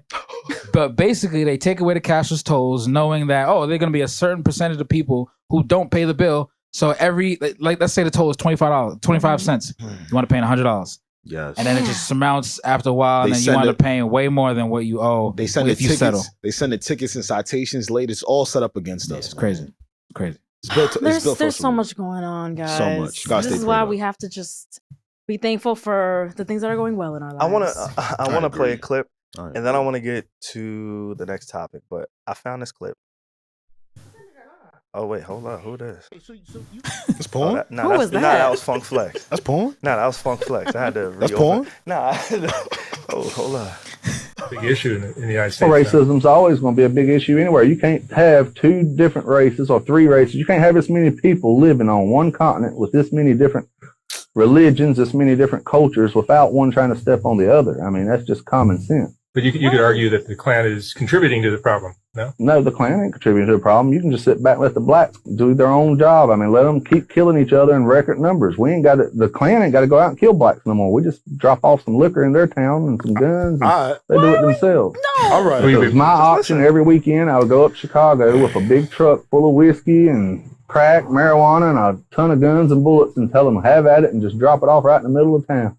And then go home and watch my Monday morning news and laugh the whole time. Damn. People are so fucking racist. Well, he's a Ku Klux Klan member, so yeah. Yeah, I just wanted to play that because again, I know a lot of people have really strong feelings with their political views and Donald Trump and all that's happening in the world. I want them to just keep in perspective. There are people that exist that think and feel like that. There are a lot of people. You know what I'm saying? There's a lot of people who feel people. and think like that. And to hear it is another thing. I think to know it is one thing because especially in like New York and in coastal cities in general, LA, diversity, Miami, whatever, like we're always going to deal with racism, tensions, and prejudices. Yeah. But I think there's middle America and there's parts of down south where we're just not exposed to, and we don't really get to hear that type of honesty. Deep state. Right? That type of honesty is a real thing. So I just wanted to play that for somebody. Hopefully it wasn't too triggering. Yeah. But keep it in mind, like there's always going to be a fight for us to fight. When we think about the Nellys and the Snoop Doggs, I just want to keep things in perspective. That's why I play that. I just want to keep things in perspective. I just feel like we all know extremely racist people exist, but it's like when people, I want to say, like when people like Trump are elected into power, the reason why, I mean, it's not solely about Trump. It's that he empowers people like that to like be more loud and to post their videos and be like, you know what, I was thinking this all along. Let me post a video because I can now. Exactly. So that's why it is very scary out here. Very. Yeah, it's scary. on Well both said, sides. Reggie. Pray stayed up, y'all. Yeah. Pray. Stay prayed up. Like, I'm fucked up. See the video, I'm like, it was just so jarring. Yeah, like, that was jarring. Yeah, stay prayed up, y'all. That's kind of funny.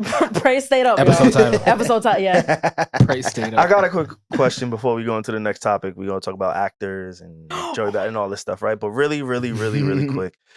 What's one thing about yourself that you know you're going to do no matter what, right? Whether it be you have a habit or let's say you was like whatever it is, you know, nobody else may know. Nobody else even may think about it. But you know, this is me, I am me, and I am going to always do this no matter what. I am going to be tired during a night out. Not even just, as I'm getting older. I've always been the sleepy girl of the friend group. Like, they'll tell you, like, I don't know in college if you noticed because I could just go home and sleep. But when we're out, they know I'm going to be the first one to go home. I'm going to be like, guys, I'm tired. Like, they just know. They've accepted by now. I'm a sleepy. I've always been the sleepy girl. You have a good time first, so.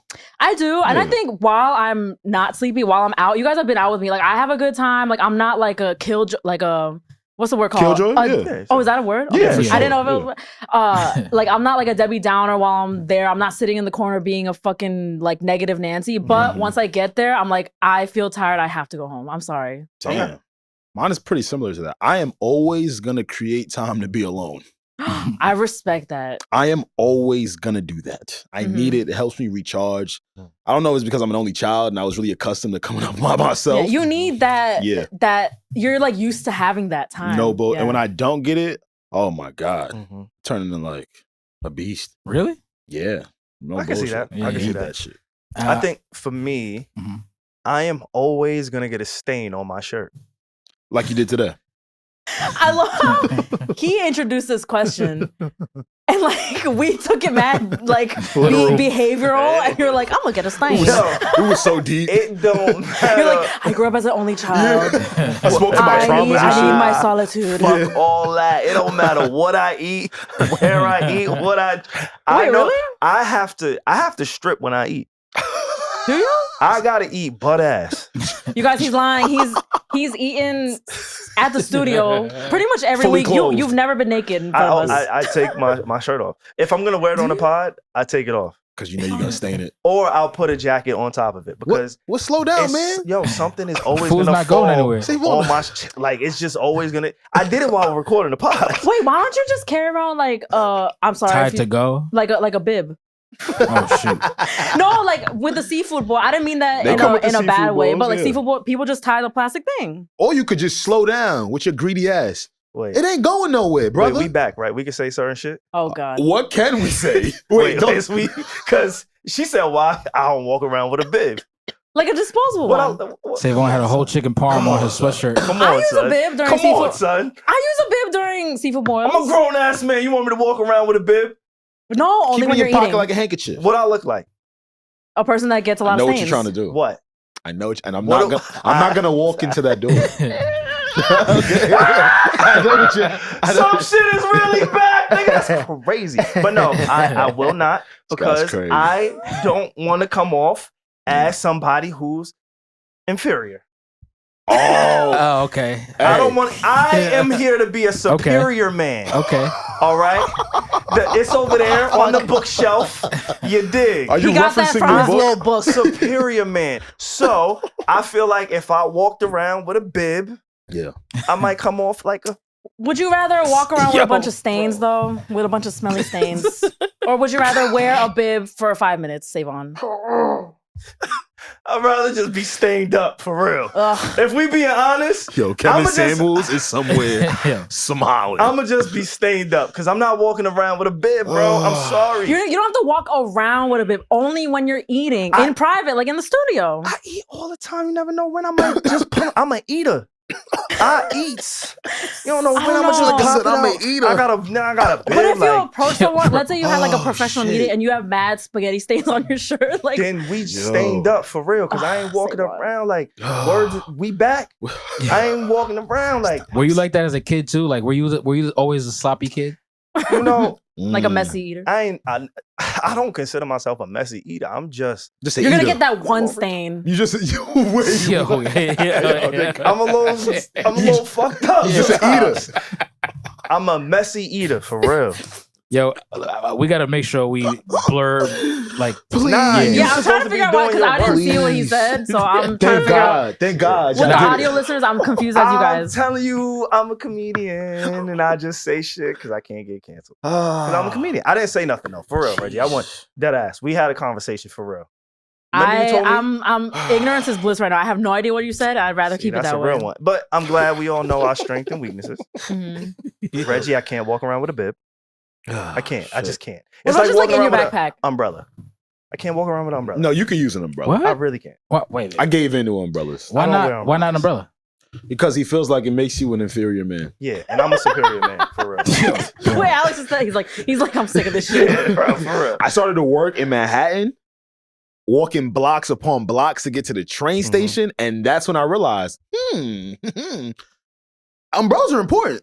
They're one of the best inventions ever. I'm so used to driving. And you got to get the ones where you like fold it out inside out, and then you just turn it down. That way the water doesn't don't drip know. on you. Oh, you I got don't the even know you got about the umbrellas, presidential executive joint. I don't even know what that feels like to Yeah, use I an didn't even umbrella. know they had honestly. that. Okay, I clean the snow off my car with a you shovel. don't.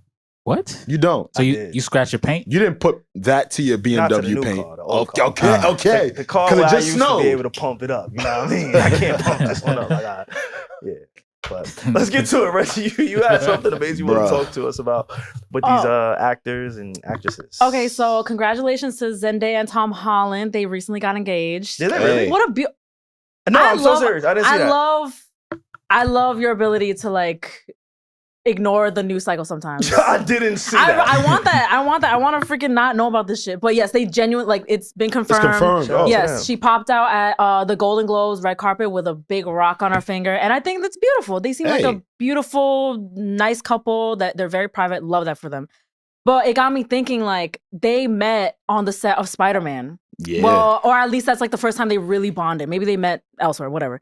But they fell in love, like, by spending time on set together and stuff, and they've dated for years. And I was thinking, like, I always think when I watch movies, when there's like a really crazy love scene, like either a sex scene or just something really intimate, I'm like, how do these people fucking do this? Like, they're married in the outside world, but how do they do this? And people are like, it's acting. They're just acting. Like, it's fine. For sure. And in my head, I'm always like, no, it's not. Like, no, it's not. And then I started thinking, I was like, it's not, because these co-stars, people be falling in love. Like, Angelina Jolie and Brad Pitt, they acted together and they fell in love. That was a deadly love story, right? And there's other, but people, it happens. Like, so let's say I had like a husband and he was an actor, and or if anyone was married to an actor, you have to just accept, like, they do like all these like intimate scenes, but they're like, it's okay, they're just acting. Yeah. But it's literally proven it's not just acting. People be falling in love. Like, you got to Like, I tap just into have that to talk side about of it you. because it's like everyone tells you, like, no, I just have to accept it. I'm like, I get like trusting your partner, but sometimes it's not just a scene. Like, You're people right. really, You're right. in real life, they wind up getting married and engaged because they fell in love on set. Like, I don't know. I was thinking about this so much this week. Like, I worked on a movie set, so I see how. Which one?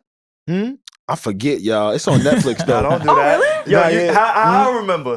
What's it called again? Conveniently It's on forgot. Netflix. I know the cast. T.I., Mike Epps. Queen Latifah. Yeah, that was Flavor Unit Lil Productions. Terrence, you know what I mean? I'm really forgetting the name. I feel so bad. I know your IBMD. Ah!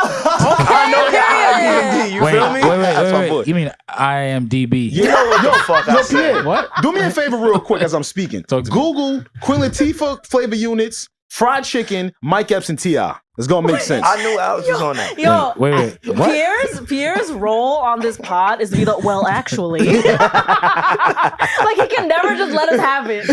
Nuts. That's not how you say it. I know my man IBDMP. That's my man right IBDAGFE. Well, while I was working on set, SAVO. Hold on, wait, Alex. Wait, you want me to Google what? fried chicken, Queen Latifah, T.I., and Mike Epps. You can throw Tiana Taylor in there too. It's gonna be the name of the movie that pops up. But cool. When I was working on this movie, you got to see how closely co-stars work together, reciting lines. And they have to build chemistry. Yeah. They have to rehearse for hours and hours and spend. Sometimes they travel to a remote location and spend months there filming together. Like, you're gonna fall in love. Dinners.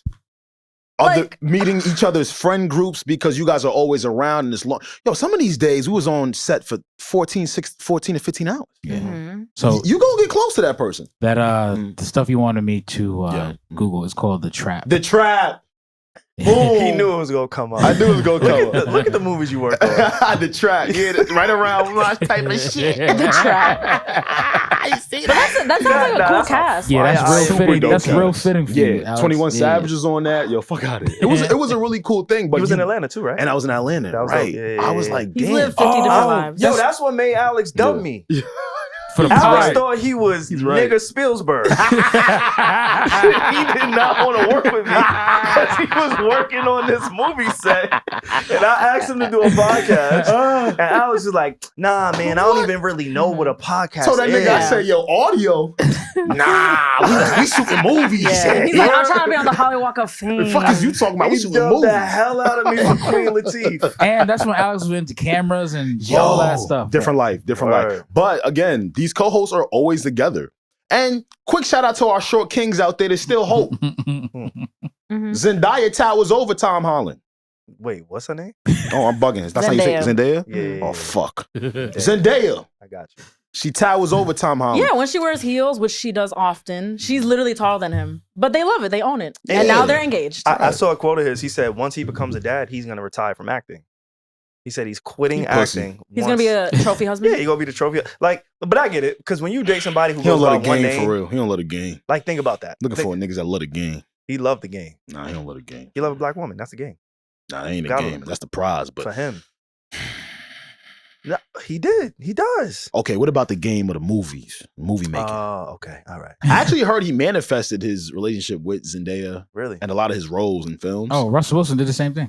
Like they spoke it into existence. Like there's Yeah. video clips of that right now. For real? of And now Tom they're with Holland. their Yeah. dream girls. Wait. I just got news. Okay. Tom Holland is 5'10". Zendaya is also 5'10", but with heels, she's Oh. obviously taller. But Oh. they're the Thanks for same that. height. Thanks for that, P. All right. Sorry, Short Kings. Yeah, I'm not mad at that. I know. I feel like people are trying to make that a thing where men are shorter than women now. Trying to that make that a thing I or think- genetics? I cannot relate. You mean anatomy and Nah, genetics? I think that might be a thing. Is that like a trend now, Short Kings? I think so. Oh yeah. Oh, Have fun with that, ladies. Yeah. that was shady as fuck, right? That was hella No, I'm shady. just saying, could it be me? How tall your man? Me? Oh, 6'2". Wait, I think. Yeah, 6'2". You heard her. Quick correction. Tom Holland's 5'8". I knew it. I'll say 5'10" might be. I'm like, that might be stretching little it. I stretch. saw him in the little Spider-Man joint. He ain't look that big. Nah, he Yeah, ain't look that he is a short king, Yeah. but I don't know. He seems like he seems like a great guy. I watched his interview with Jay Shetty, and he Mhm. talked a lot about like his beliefs and what he deals with in his life. I really like Tom Holland. Hey, not for nothing. If we doing a movie and I had fake sex with you and we liked it, let's try some real shit. That's what I'm saying. Let's try some real shit. I was You know what I'm saying? watching- Like, yo, like if we was killing the fake I was sex, watching the show. There's a girly show. I don't know if you guys have watched it. It's called Tell Me Lies. It's literally It's literally like watching porn. Like it's a sex scene in every scene. Right. It's called Tell Me Lies. And I was watching it. I was like, this is not acting. Like I know they do their little like thing where they tape up their dick and shit. Yeah. Like, Yeah. but they're literally rubbing their dick and vagina together. I'm like, I don't understand how this is just acting. You don't like, think they oh linking no, and the two co-stars from that series, they're dating in real life. You see? Point proven. Like, You don't think them folks are linking after shooting shit like that? If the fake sex was alright, we could at least see what the real shit hitting on. I'm just saying, like, if we was killing how the fake sex was looking on film, everybody was like, "Oh my Nah, god, look, they really have." I'm not going You front. know what I'm saying? I'm not going What front. happened? There's one sex scene Yeah. that did you just pull up your favorite sex scene? So it was Alex, porn. I gotta send it to Monsters Ball? Alex. Here, Wait, you see? from a movie? Nah, or- not Monsters Ball. Monsters Ball is one of the ones too. Oh, Bro, press play on that. The Oh. volume's off. Wait, you're on the aux. It's Swarm. No, I turned it down. oh. It's called the movie or Yeah, the show that's- is called Swarm, Yeah. and it's featuring Chloe Bailey. Oh, in the intro scene with Damson, I right? see. Yeah, that. that's that dancing and Chloe drop right there. Yeah, I've seen that. I don't think it's Damson. It's That's somebody. the dude from the game. I ain't gonna lie. Oh, it's not. I Oh, thought it was this- Damson. This clip right here Nah. making me want to act. I Yeah, ain't it even was- gonna lie to you. When they were in the room Yeah, and the and it door was was like- open. He's You saw that? I ain't gonna lie. I might start acting. Now, at first, that one threw me off when I first watched it. I was like, wait, what? What? And to Reggie's point, It was Damson Idris. Is that, it? yeah, it's I- I dancing. don't know. No, I it's don't know. dancing. I It seen is. that. I seen that. It's The on Hulu, one yeah. time I know an actor. I'm so sorry. I'm so Yeah. proud. I'm so I'm so sorry. proud of I'm so myself. That was sorry. definitely Yeah. dancing. I remember that scene. I remember that.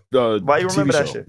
I watched Because I Swarm. watched the show. She Yeah. was like in Doggy, right? When the door opened. Yeah. I remember because everyone was talking about that scene. They kicked off the movie like that. Facts. Like they didn't No- even do a credit. No nothing, warning, nothing. Just back shots off the rip. That's how you Yeah, catch you're the attention. Straight mac and cheese. I can only watch shows like that where like some crazy shit happens in the first 30 seconds. Yeah, you're a it kind of keeps you. So horny, You nigga. heard her? You heard her? I can only watch shows, but they get to You fuck. heard her? No, I meant like Straight back shots. I meant like a murder or something. Oh, all right. Oh, they get right to it. Like Your Honor when he died in the Yeah. first scene. Yo, Spoiler alert. that was a great. Great show. Great show. But yeah, like I don't. And then now I've just been on like an actor. I've just been so fascinated with them. So I've been watching a lot of like interviews and stuff. And Hollywood Reporter has these like legendary roundtables where it's like Yes. fucking Angelina Jolie and like fucking Nicole Kidman. Samuel Like, L. Jackson. Yes. They're all at the same table. and yeah. then, but then when they start talking to each other, and like for example, like Jennifer Aniston, she'll be like, she'll start crying because she's like, I'm just so inspired by you guys right now. I'm like, you're acting.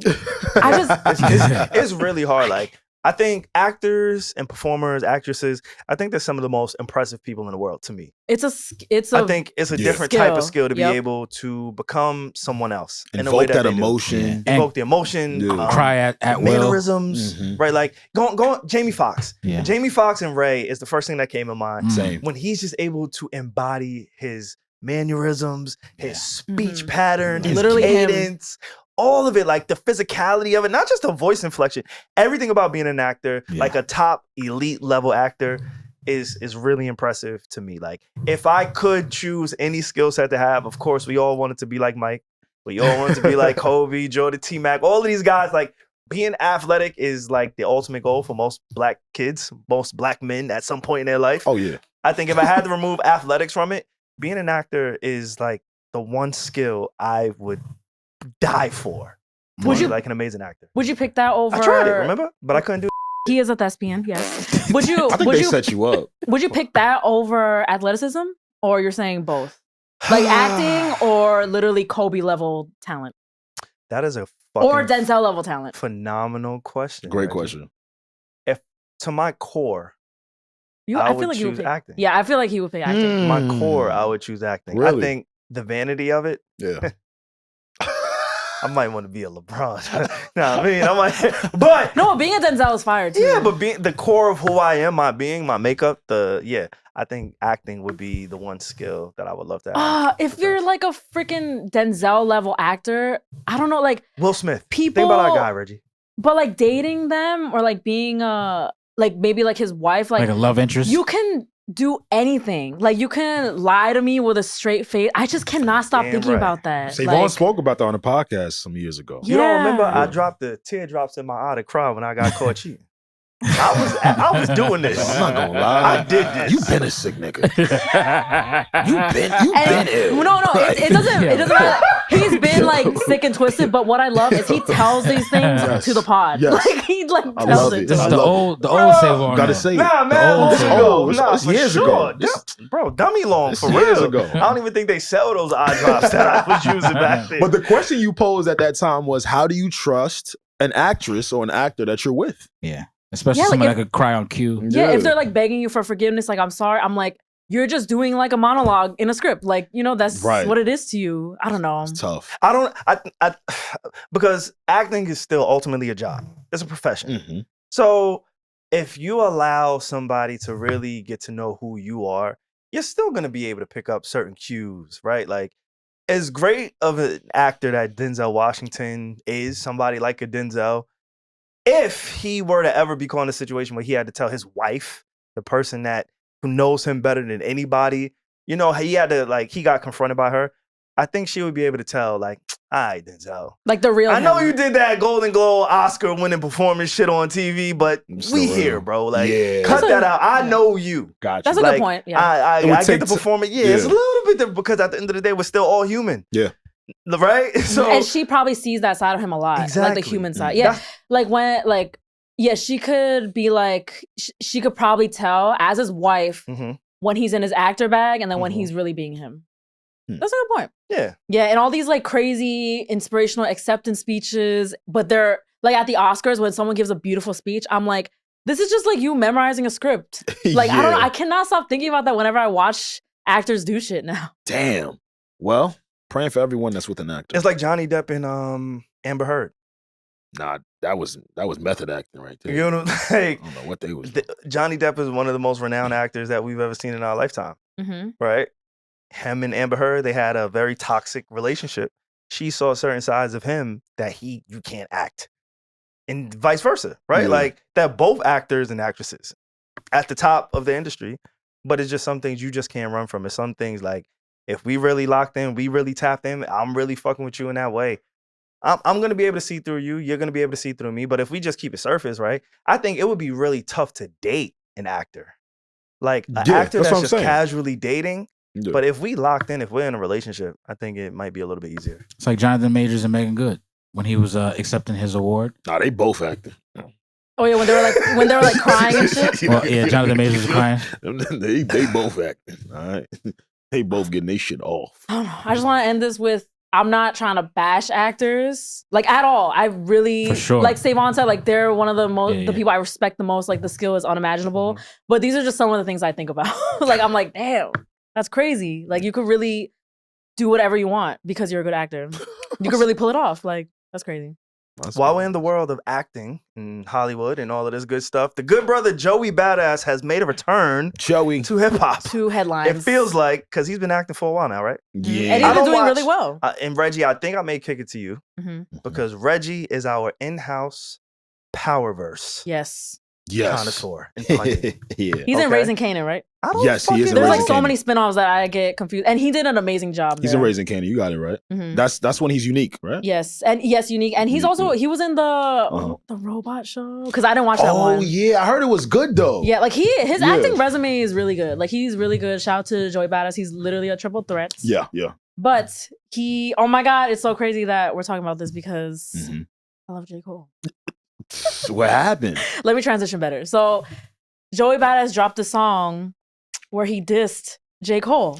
Well, let's also start at how he started off the year, right? Like how he kicked the year off. Oh yeah, with the freestyle. Yeah. Okay. And remember when I came in here, Regi, and I was like, I like the effort from him. He's a super great rapper, but I guess my qualm at the moment was his inconsistency with releasing music. So I'm a bit surprised and happy that he's continuing to go at this. Did you talk about this on the pod, or we have more thoughts? I don't know if we talked about Joey together. No. I don't think you guys are. Oh, we never talked about it. Yeah, because I just want to know because I don't know if we I know your thoughts on Joey. Okay. Well, let me reiterate them as I just did. You talking about the track "Sorry Not Sorry," right? Yeah, and this is about "Sorry Not Sorry." That's the new one. No, that's the new one. But you're talking about he's talking about the freestyle. Yeah, I was talking about the original freestyle that kicked the year off when he was going at the West Coast. And then RaVon responded. And then RaVon responded, another West Coast artist. This is the part 2 to that, right, Regi? Sorry Not Sorry. Yeah. What, right? A little bit? No? I don't know. I thought I only heard it after it made headlines about the J. Cole diss. I didn't do enough research to see like what this was a follow-up about, honestly. It feels like this is a follow-up to that. Like standing on 10 toes. All right, I called out West Coast and Kendrick the first time. Now I'm doubling down on it because there's been other artists from the West Coast to reply to me. And I like that. And he's like, I'm still sticking to my message. Absolutely. Send it to SaVon real quick. I want to see if you could play some of that. The Sorry Not Sorry song? Yeah. Okay. Yeah. Because he's definitely rapping. He's getting this shit off. New York. I see what we trying to do, man. Yeah, we're making a comeback. Yeah, we're trying to bubble. Yeah. We're trying to bubble. We're getting back to the essence of certain things, of what makes New York artists, you know? So I'm a fan of this stuff. And I like this for Joey. I know SaVon is going to play this in a few seconds, but there's been a lot of fodder online about whether Joey Badass is the correct person to call out a Kendrick Lamar. Is he the correct person to call out a J. Cole? And I think so. I mean, from his standpoint, he was around back in 2011. I was about to say, from his standpoint, yes. I'm not going to tell any artist, any creator, anybody who, especially rapper, because it's such a competitive sport. You can't be like, oh, you're not the person to do it, and have that person be like, oh, you're right, I'm not. Like, nah, like, he's supposed to feel like that. I think optically, and I think because of his output or his lack thereof of output over the last however many years, we as fans are like, all right, bro, like, you just looking for a moment, or you just trying to, like, you know, whatever it may be. Right. It doesn't seem genuine. And not saying he doesn't genuinely feel like that, but it's like, you have abandoned music. So for you to just come back out of nowhere and try to go after the biggest people in the space, it's like, all right, you just looking for a moment. One fresh out of the biggest beef of all time. But Joey has always cared about the craft of hip hop. I don't think he's like just doing, I see what you're saying, like the timing is like really now after like years, but he's always been genuinely like an amazing rapper and cared about the craft. So I think he really means what he says, but yeah, the timing is a little random. Yeah, opportunistic. And I get it. You got to do what you got to do because we're talking about him. Conductor Williams production.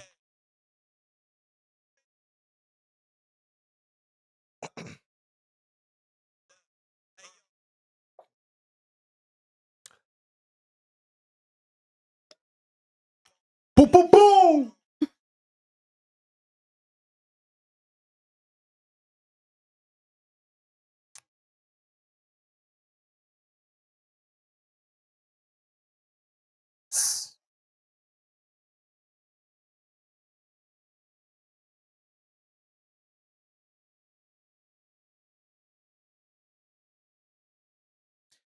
Real quick, before you go, Alex, what I will say about Joey Badass, I saw him get into a fight like, 2-3 weeks ago in a sneaker store. Oh, yeah. So I respect that. Niggas get into a fight on security footage cameras. And you got it popping. Like, yeah, broad daylight. Like, I get it. Like, I respect that. You got it popping. Yeah, I respect that. Reggie, how do you feel about Cole catching all these strays So post the battle? It's funny that you asked that. I literally pulled up all the strays that he has caught. Ooh, that's her. So with this one that he just played, he actually did play the part directly. It was Joey said, "Might delete later. I know damn sure that Joey won't. Fuck it, I want all the smoke." He's referencing J. Cole's project, Might Delete Later, which contained 7-minute drill that he infamously deleted. And then Drake said on Family Matters, and Cole losing sleep on this, it ain't me. Mm-hmm. Freddie Gibbs has said on Rabbit Island, I ain't ashamed like Jermaine, I won't delete. I remember that. And then Kendrick on Whacked Out Murals, fuck apologies, I want to see y'all geeked up.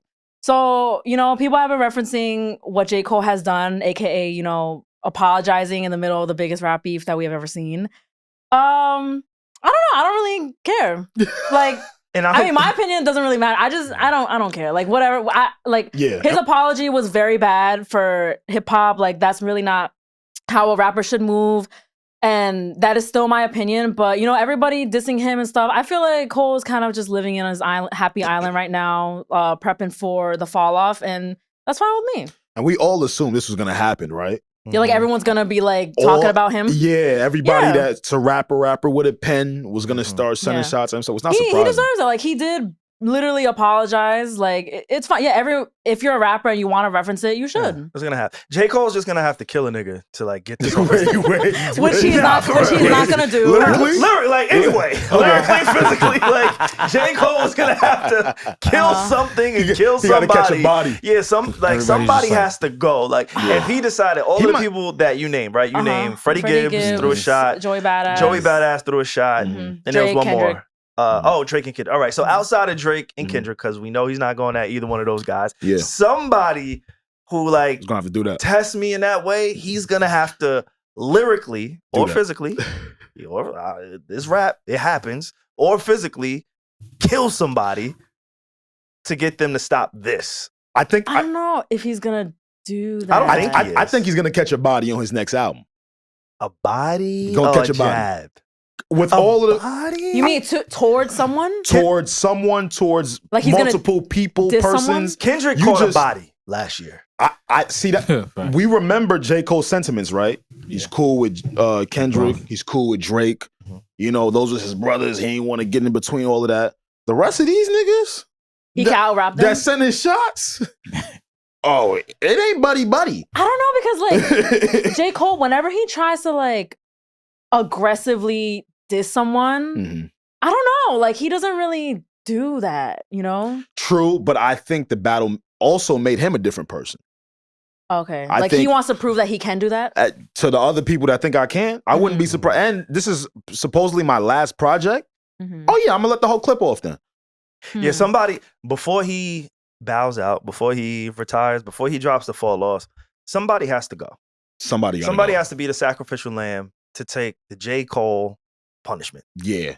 Where J. Cole wins? Yeah, it's not even about win or lose. It's just like I am going to display the killer that I am of an MC because y'all see me get on these features. Y'all see me rap with the best of them and out-rap 99% of anybody that I've featured with over the last 5 years.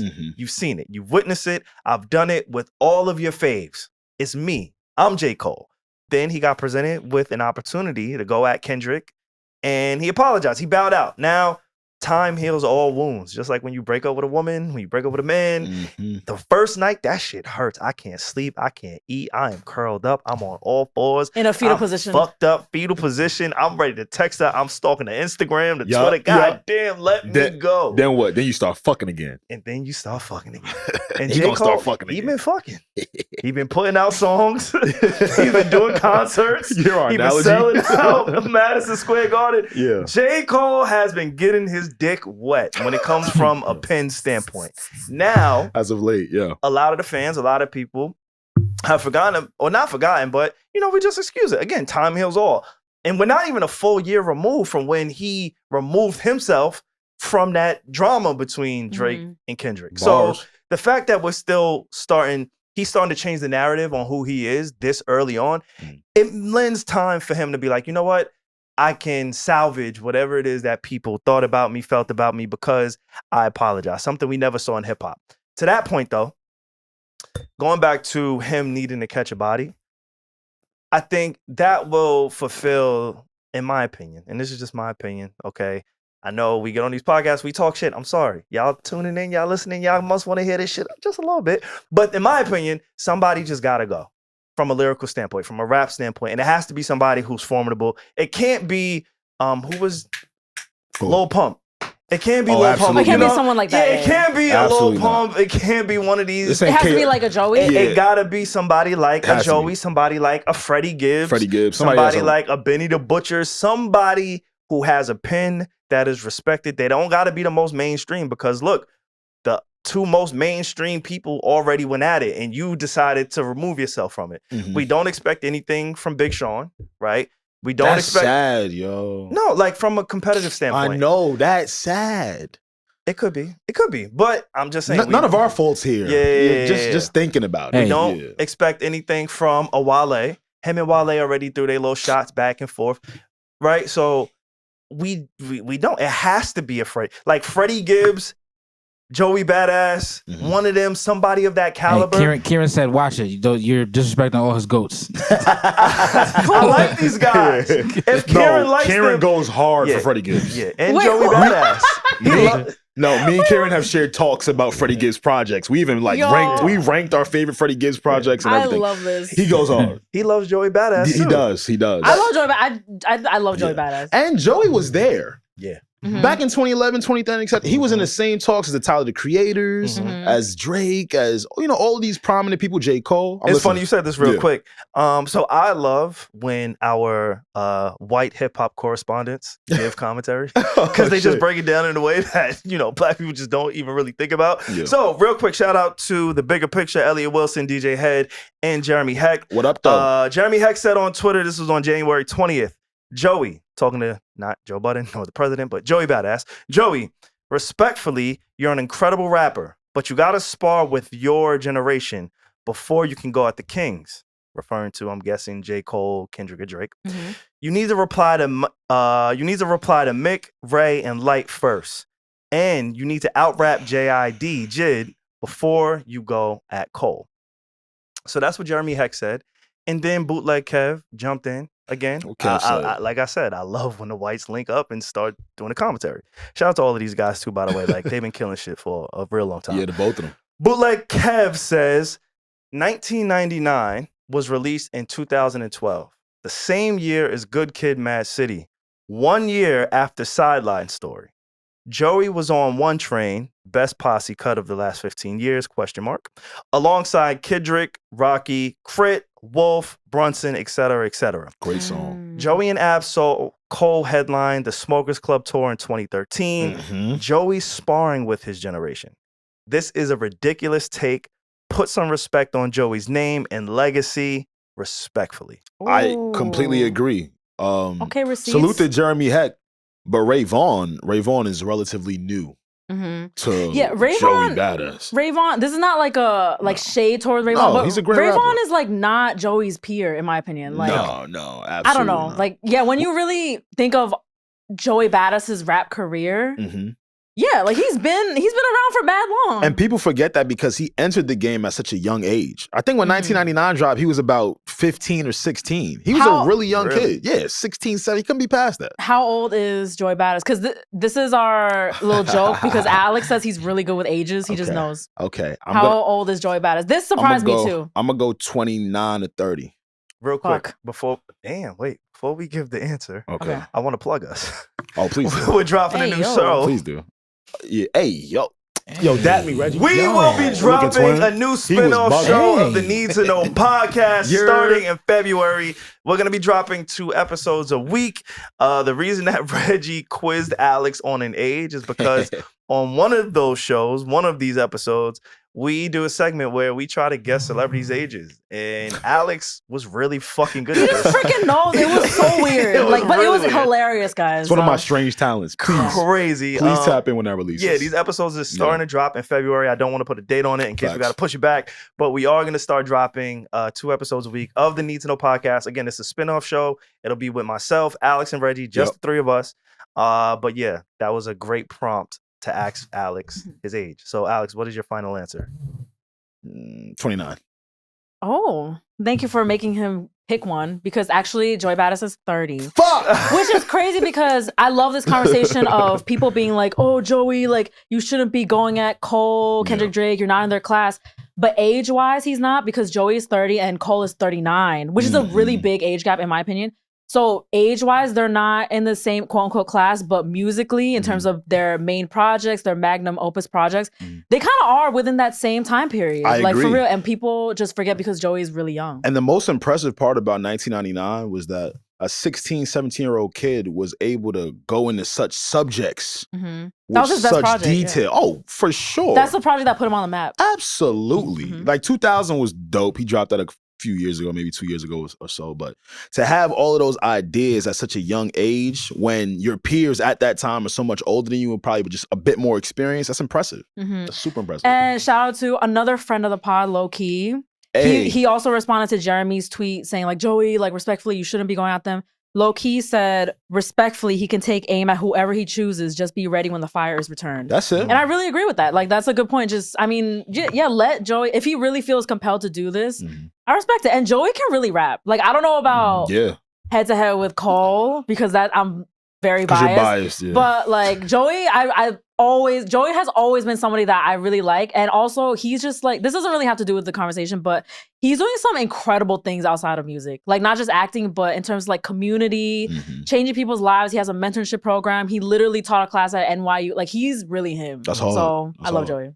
Yeah, man. Stop trying to take people out the picture that was there before. Yeah. Come on, man.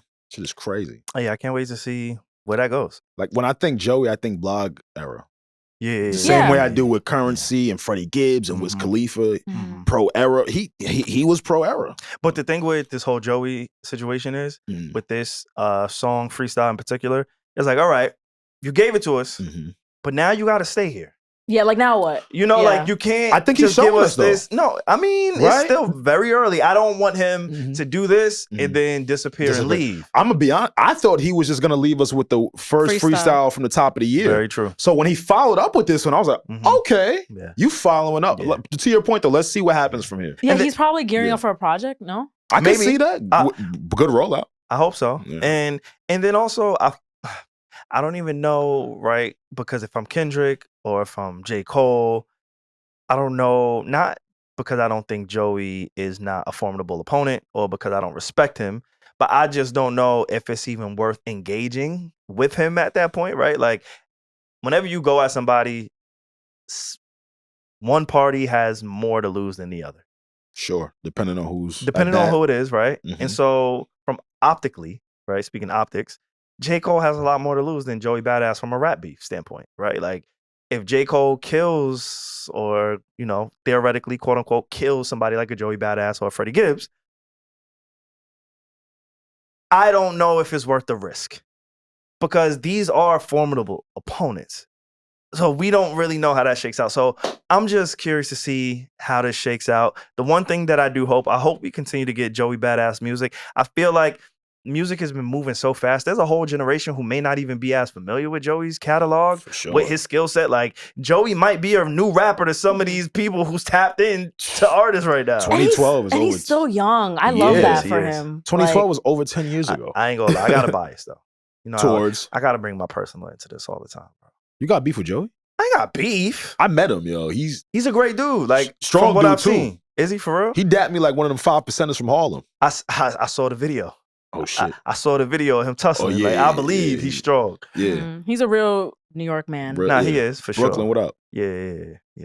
What's your qualm, though? Yeah, like, where are you going with that? It's not a qualm. It's more like we got the same taste, for real. I knew it was going there. And I don't like that. You're all the Eskimo time. brothers with Joey Badass? I don't know if we both secured Nah, the I'm not Eskimo. gonna lie. I mean, that's believable, though, because they both live in New York. Nah, you and they're around the same age. SaVon, you L boy. That's SaVon Slater, Bro. yo. He has never said my last name in You life. know what's crazy? I heard a nigga who was my Eskimo brother this week too. Who? Y'all not gonna know him. I know him. No, Wait, is he like a celebrity? I can't say it. I can't say. Bro, I want to say tell something. you all of my Eskimo. Wait, is it a Literally, I'm gonna say. We can bleep it if you want to bleep it. I'm gonna say. We can bleep it if you want to. We're gonna bleep it. Yeah. All right. What? Fuck. All right, cool. Wait, am I supposed to know who that is? He used to be. Never mind. Oh shit. Wait, keep that in, but just bleep it. Yeah, no, let's bleep that. Let's bleep Pierre that. got scared. But Pierre got mad silent. Like, wait, hold up. But yeah, man. Like I tell you all my Eskimo. Yeah, I'm pretty sure like we playing the same fucking sandbox and shit. And that shit be hurting when I be seeing successful niggas. Because these niggas. SaVon, you're successful too. I don't give a fuck. You are successful. I ain't them. Everybody in the same pool, bro. I'm joking. I'll fuck with you. Shout out to Joey Badass, man. He's killing shit. Again, like I said, I just want to see consistency in the music. And I love the fact that we got somebody from New York who's really doing it because it has gotten so bad over the last year that New York has tried to claim J. Cole. We tried to take J. that was Cole. literally I tried to do that. from Twitter discourse. I did. Yeah, like that was a whole thing. So we need somebody from that generation, of that ilk, with that skill set, with that charisma, with that catalog to stand up and be like, yo, I'm from New York. I want to insert my name into the race. And here I go. All we need from him is to keep following through, keep doing this thing. That's it. That's it. Just a little like follow Reggie said, he's doing a lot of dope things outside of music too. So when you got all of that happening, he's actually the perfect candidate to insert themselves to like represent into this space. Now that I'm really fucking thinking about it, because on this podcast, he's pretty cool. Nah, he's probably he's pretty great. You know like, what? That's him. I fuck with. See, this spot of Eskimo Bros. You is fuck the with bros. Joe. You You fuck know with what I'm Joey, saying? son. Like it's me, Joey, the gang. Y'all Who else I family. got? Who else we got on the list? Our list. Our list? Yeah, our list. I don't know your list. SaVon like loves talking about this. Nah, I be lying though. Nah, yo. For real, I be lying. Athletes? Damn, chill. Don't do that. I'm sorry. I won't jade us.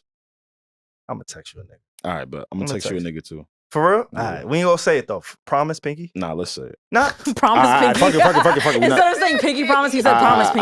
We're not gonna say it. What's the next topic? Yeah, What we talking about I think next? we're gonna go to Drake. All right. Yo, I'm about to sing you some shit. Mhm. You gonna be like, I got no shot, and you gonna see why I hate athletic niggas. You got like 3 or 4 athletes. Oh, the Celtics. SaVon just texted to me. All right, I'm gonna text my shit now. Nah, because when I That's crazy. You got to give him SaVon. You got to tell Alex the other one. I got another one that you know about that he don't. You told me. I just texted it. It's Say the too many team. of them. Damn, it's cold in Minnesota. I'm sorry, Reggie. You guys are so annoying. I'm so sorry, but Yo, you know sports and shit. Son, Timberwolves. shit crazy. No, but it's like, who cares if these girls that you I talk to don't have care. also talked to an It's NBA mad player? long Like, ago. For Reggie, real, you know what it though. is? I don't care. It's just when you find out and you never ask. yeah, you They just like just you just omit- peep. You just peep. They just tell you or Yeah. you peep and you be like, oh, shit. I will say I felt Word. vindicated when I found out Shorty was at a Diddy party. Why? And what's next on the Wait, docket? what does that say? What does that say about you then? Yeah, like, how does that I got vindicate nothing to you? say about me, but I was like, What's next I'm like, gotcha. oh, she just be fucking. I'm like, yeah, you gotcha. Nah, I felt like I can't wait to see you in the files. yeah, he doesn't want to see her prosper. Yeah, I felt good about that one. Because at the time, I'm like, oh, She not in damn, there. She vibing. Nah, what? But now you look back, She not in there. She was no. She left before it started. it's bad boy. She left before it started. Take Take that. that. Take that. All right. You introed the podcast about some topics that we missed out on as soon as we left the studio. Facts. One of those being Drake versus UMG again. This time Drake is suing UMG for defamation. Take that. Yeah, that's the legal take that. No bullshit, no bullshit. Now, Drake is basically alleging that UMG heightened Not Like Us, which also took from the value of Drake as a person, especially during negotiations, allegedly. We don't know what's going on. Now, I'm going to go into the logistics of all of this in a second, but I wanted to say this first. If I'm Drake and I know that I have completed all efforts and whatever was needed for my last deal, right? Because it's alleged that he completed everything that was needed for his $400 million deal, and he was looking for about upwards of 600 M's, right? I'm not getting into a rap battle by any means necessary. I wouldn't even entertain a rap battle until I cleared that. You got to know what you're going up against and what you're looking for, and just have some foresight into what could happen. Granted, did he think Kendrick was going to call him a pedophile? Some would say yes, because of what he said on the Tailor-Made freestyle, right? In Pac's voice. Oh, he says he like girls on a Joe Budden podcast. It must be true, right? So if you had that amount of, I guess, awareness to what could happen or what could go down, what did you think was going to happen if he actually said it? So again, for me, just me personally, if I was him, I would have entertained the beef when I wanted to. And he was fresh off of a tour, right? He was touring nonstop. DMs have leaked of how he was texting people like Johnny Blaze about how tired he is about touring from state to state, and he hasn't gotten any rest yet. With all of these things combined, that's just not the perfect strategy to win long term and for the battle, you know? So when he says that they decreased his value because of what was alleged, okay, cool, you can feel like that, but you also got to know what could happen in a rap beef. You've been through a good amount of them, and you know the potential of how muddy they can get. Pusha T leaked the fact that you had a child. We saw a blackface picture of you. And then there was Kendrick, who sat through all of that and had his own ammo. And also hated you for 10 years. So it was going to get really bad. It was going to get really bad. It was documented. You knew that. So the whole thing is just so confusing to me. I just truly don't understand. You're saying it's confusing why he engaged, knowing everything that was at stake. With everything that was at stake. Yep. Especially how you've been teasing on certain records for years. I think on Major Distribution. Major Distribution is on a joint with 21 Savage, right? He's talking about label talk. At that time, we just being fans, we just enjoying music. We're still not really understanding what he's trying to tell us. But the big business people who knew what he was talking about knew what he was talking about. So these are things that have been lingering on your mind, your potential deal of what could happen. Bro, why would you even entertain a rap battle right now? It's funny you talk about his relationship with the labels and Lucien Grange. There's an unreleased song called Splash Brothers. It was a French Montana song. It was featuring Drake and Rick Ross. He walked it too. And this song is fire. The song is tough. The song is tough. But there's one line, one bar. Let's see if I can skim through this verse in real time and find it. The song is really good, though. He talked about some legal shit on here. He talked about his legal, not even his relationship with the label. It was like, he referred to him as, I'm Shaq and Kobe, the Splash Brothers. I'm Steph, he's Clay. Like, let's see if I can find it. And this was a great verse. What else?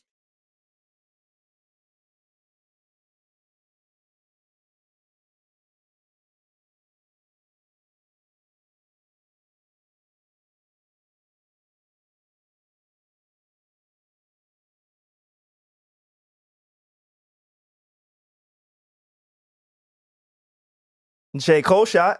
Yep.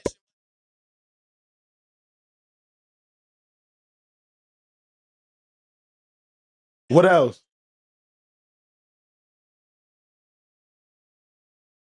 Oh, because the relationship between Kobe and Shaq soured, right? That's tough. Do you hear this? Right? This is how he was talking. So he knew. Real quick. We are the best podcast in like this. For real. It's like us. niggas, where are you getting this type of shit, bro? It's Where us. are you hearing this shit? I fully believe that. Yo, I be in the chat Same. like the next day after we record. I'm like, oh, I love us. I love us. We are fucking great at this shit. I listen back to us. I'm like, oh my God, we're so good. Like, I wish I could just listen to us as a listener. Like, I think that all the time. like, listen to what we giving you. Listen to the material. One more time. I'm gonna just run that back real quick. Please. It's hard. What else?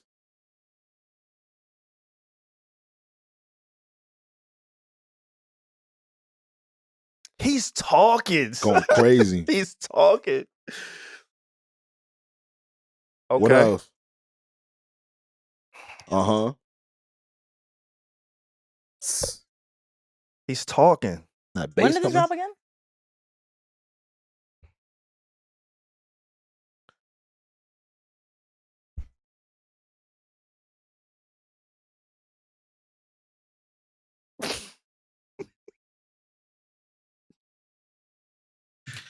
Nah, that's crazy. Come on, bro. Like, what are we talking about? Drake, like, this is what he's embodied. This is also the same verse that Rick Ross was allegedly mad at Drake about, because remember when Rick Ross put out his diss track, he was like, I'm mad at you because you put a cease and desist out on French Montana. It was for that exact verse. So you kind of knew the climate and knew what could potentially happen if how you felt about Lucci, the label, and dependency, all of that, where that would weigh. Why would you do that? Or why wouldn't you wait? Lucci and me is like Kobe and Shaquille. Speak to their relationship, SaVon. You get what I'm saying? Speak like, to the relationship. I don't have to say anything more because Drake told us. He said it, and maybe he didn't tell us because this record is not actually out. Right. So, to the masses, they never heard this. Most people never heard that song. Alex, being the music plug that he is, you probably sent me that song. But Alex, being who he is, like he got all the receipts. He got all the files. It's us. And so when I hear and when I know, and then we're like music industry adjacent, right? We're in the music industry, but we're not. Let me speak for myself. I'm not in the music industry, but for this type of verse to get to somebody like me, imagine what the people who are really in it know, and the conversations that they're privy to, and the verses that they're privy to, and just all of it. Like when he's saying Lucci and me like Kobe and Shaquille, that just speaks to how invincible he felt at a certain point in his career. And to see him turn around now today, and sue a lawsuit against somebody who he referred to when he was on top, because again, this verse, right? So Rick Ross and Drake, they got into it over this verse last year, right? Early Q2 last year, they got into it about this verse. That's when Rick Ross was like, oh, you blocking niggas. French Montana's supposed to be your man. You ain't let him put the song out. This was the song, like Alex said. We don't know when this verse was recorded. This could have been recorded a year prior to that, 6 months prior to that, 2 years, whatever it was. We just know prior to him and Rick Ross falling out, this verse was recorded. And at the time of him saying this, he must have had ultimate confidence and power within the label structure. This was 2023 that it was released. French's album. Yeah, this is supposed to be on French's last album. This was supposed to come out in 2024, 2023 time. So it was set to be released 2021. It was set to so again. Damn, that's a long time before that. And we know this is Drake's run. He's at the height of his career at that point. So for him to say this and feel like this, and to see the turn of events where we are today, I think that just says a lot. And Shaq and Kobe, they were both superstars, phenomenal players, but they didn't see eye to eye. Massive two stars that didn't see eye to eye. So it's a metaphor in his relationship with Lucci. But super successful with each other. Exactly. The greatest two-man combination in NBA history. You think of Mike and Jordan. That's good science. The name of this song is called the Splash Brothers. You think of Steph Curry and Klay Thompson.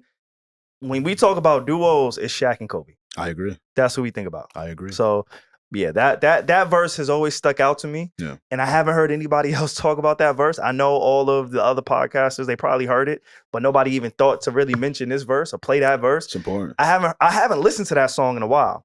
So I'm glad I got to like listen to it with y'all again in real time to really refresh how he was talking and who he thought he was, and to see that now he's suing the label. And he's claiming certain things like, oh, the label is trying to sabotage my career.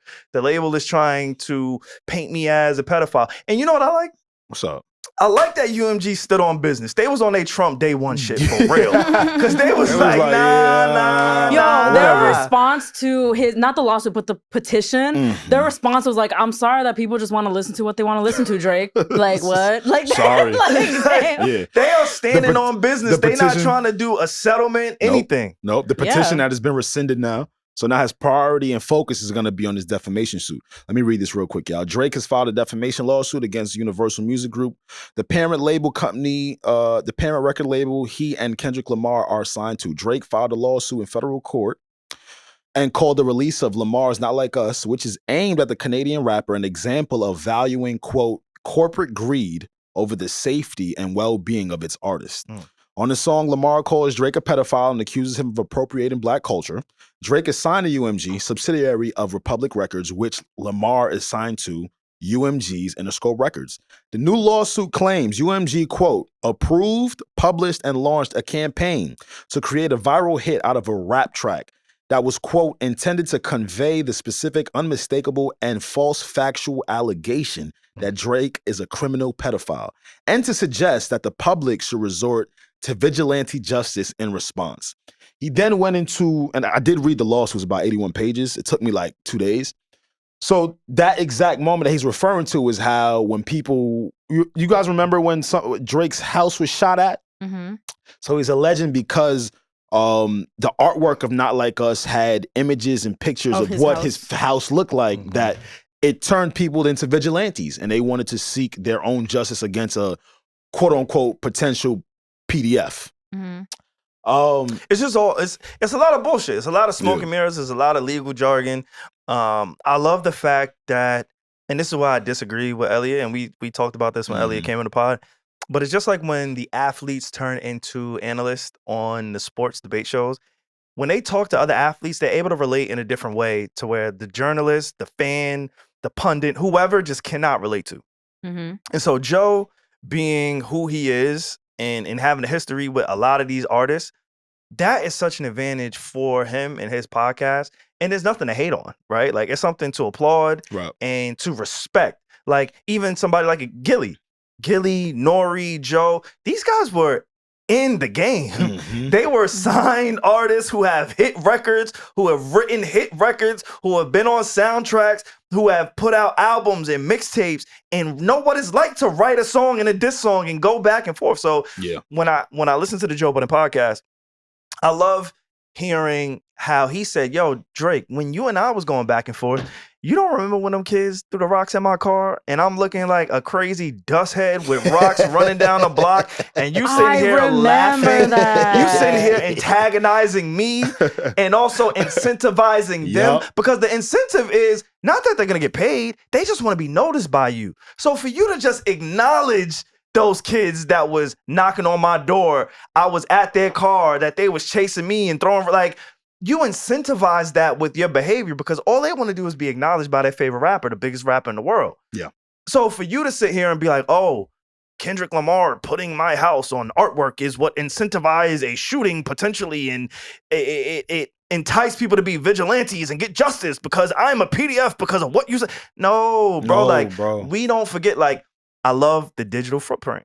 Mm-hmm. I talk about it all the time. Going back to the Elliot Wilson episode, I told Elliot, I said, hey, man, we saw when you were a fan of interviewing Cam.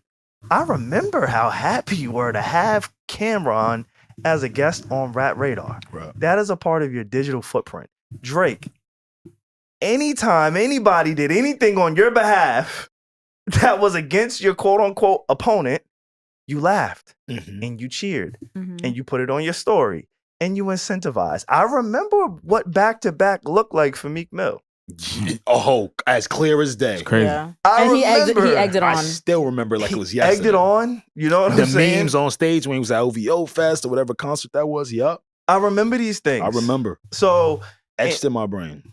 When you come and you put a lawsuit and then you try to weaponize your religion, right? I even saw the part in the lawsuit, and that's one of the things that stuck out to me too, is like, oh, he tried to paint me as a fucking colonizer and it was anti-Semitic because I'm Jewish, and he said that I was trying to conquer the black man. Like, I'm paraphrasing, of course. But all of the things that he tried to put in that lawsuit, it just made me look at him a little bit different. And I love that, again, the people who've been on this journey with him, who have engaged and sparred with him in some type of way, can be like, nah, bro, like, let me hold this mirror up to you, Playboy. Let me show you something. Let me show you real quick. You ain't like when, like, just what was it for All the Dogs? What happened? When Drake wrote that long paragraph to Joe about you live in a humble, modest home in New Jersey. And he's like a failure or something? A palace in Toronto. Like, bro, you showed us your home. Every time I log on to Twitter, you're with Lethal Shooter. It was under Axe I understand it now. Or top 5. Yeah. How's it going, Reggie? I'm just like, we know what your home looks like. You invited Elliot Wilson and B-Dot to your crib to interview you. Like, your house is not a secret, bro. It's not a secret. It's not like it's not. There was even a thing where you could click in his bio one time and see a visual. See like a virtual tour, a virtual tour of his entire crib. So I'm like, dog, if anything, you showed us. When real quick, and I'll let you go. Yeah. When Rick Ross's plane fell out the sky. Yeah, yo. Off the runway. That was bad. Right? Nah, it skidded off the runway. That was bad. Drake commented on the plane going down. Like, we see all of these things, and you've been such a staple in our culture, and you've been a part of some of the biggest moments in our culture, and it's like, oh, now that, oh shit, and then the Super Bowl. He mentioned the Super Bowl. He did it. He admitted to it in the lawsuit. Yeah. He is fearful of that song being played at the Super Bowl. Which is probably the real reason for all these petitions. Like why he's doing this. Yes. I think one of the most disappointing parts for me about the lawsuit, brother, was the mention of all the black streamers and creators. Yeah. Oh, yeah. That was crazy. Specifically on the black streamers and creators like Kai Cenat, Mark Phillips, P, I know you're familiar. Zayas, is it? B-Lou? These are reactors on YouTube. Oh, yeah. Yep. So for me, it's like, because his whole beef with that, right, is that UMG took down the copyright so streamers and content creators could react to it. Yeah. But you know what that sounds like to me? Great strategy. For sure. Why didn't you request to do the same for your shit? Exactly. Why didn't you make it an even playing field? And Kai, if you guys remember, well, I watched Kai's stream that day. It was about to drop. He hit Kai in a DM, was like, "Stay on stream." Oh yeah, insinuating that I'm about to drop something. Well, we saw because the whole thing. I'm sorry, keep going. No, I was just gonna say because the whole thing behind that was, hey, Ak, do you realize that Drake only uses you for certain things and not really? So that's the other side of it. But he did basically try to incentivize the streamers to like, just to get the stuff out that he was putting out. Shit is nasty, man. These are content creators that make money from this type of stuff. You know the game. Drake has been very familiar with the streaming community. So if you wanted to go do that and make your records available to take off the copyright so people could do that, would have been an even playing field. Sure. And lastly, for me, it's the essence of rap. At the end of the day, yes, you're not suing Kendrick Lamar, but Kendrick Lamar is the guy that told you all of these things that you have a problem with. And these things do occur in rap battles. So for the first time ever in my lifetime, maybe you guys speak to another time, I'm seeing a rapper sue over rap lyrics. Now, I already hear you guys in the back, but he called him a pedophile. This is what comes with beef, y'all. All right? Every person is different when it comes to how they're bothered, how they approach beef, and how they come to a resolution for themselves. Yeah. And you guys, hold on, P, my fault. Okay. You guys might feel like, and I'm being called a pedophile, very serious stuff. For sure. I don't think anybody would want to be called it, of course, right? But it goes back to what I said about the foresight in this battle, right? Expecting what could come. You said it in Tupac's AI voice. You gotta find ways to get ahead of this shit, bro, because this is what comes with rap battles, bro.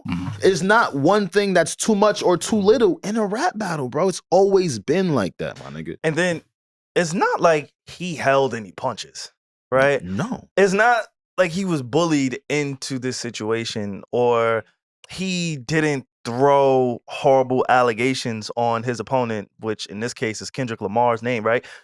You said Kendrick Lamar beat his wife. Yeah, it wasn't one-sided like the beef. You said did Kendrick sue for that? You put DV allegations on Kendrick Lamar. You also said his children wasn't his children.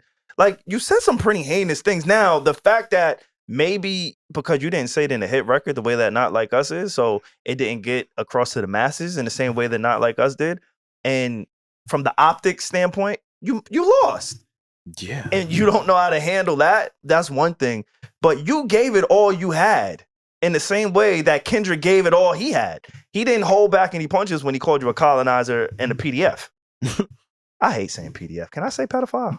We've been saying it for mad episodes. It's just the algorithm. The algorithm? Damn. Oh, God dang it. Wait, isn't Drake saying, like, he's not mad at that Kendrick called him a PDF? He's lying. He's more mad at, like, well, I know that's the reason why he's doing this, but, like, he's more mad at, like, UMG promoted Not Like Us disproportionately to... That's the angle. Can I respond to that, Regi? Supporting Drake's song. Like, isn't that what the lawsuit is? That is part of it, and I'm so glad you said that. What Drake is failing to admit right now is how UMG has removed verses for Drake. On the Pusha T record, I think it was Maybach 6 or something. Maybach Music. Maybach Music, what is it? 6 or 7, one of those, right? Rick Ross was supposed to be on it, correct? No, I'm sorry. Pusha T was supposed to be on the Rick Ross record. Drake got wind of it, ran it up to the higher ups, and it never was released. Allegedly. Right? Allegedly. So there have been moments and occurrences where UMG has prioritized you and taken away from others. Even the song I just played. Yes. Splash Bros, which I think if that song would have came out, no matter what, it still would have helped French Montana. That's a fact. Just having a Drake feature, a Drake and Rick Ross feature. Yeah. We've seen what Drake, Rick Ross, and French Montana have done in the past when they got on songs before. So just off seeing those three names on a song together would have moved units, would have done something for French Montana. I agree. And that's one of the reasons, or that's one of the points that Rick Ross said, like, yo, he's supposed to be your man, but you blocked that opportunity. And then we also heard Kendrick said on Euphoria, what's the song? Like That? Right?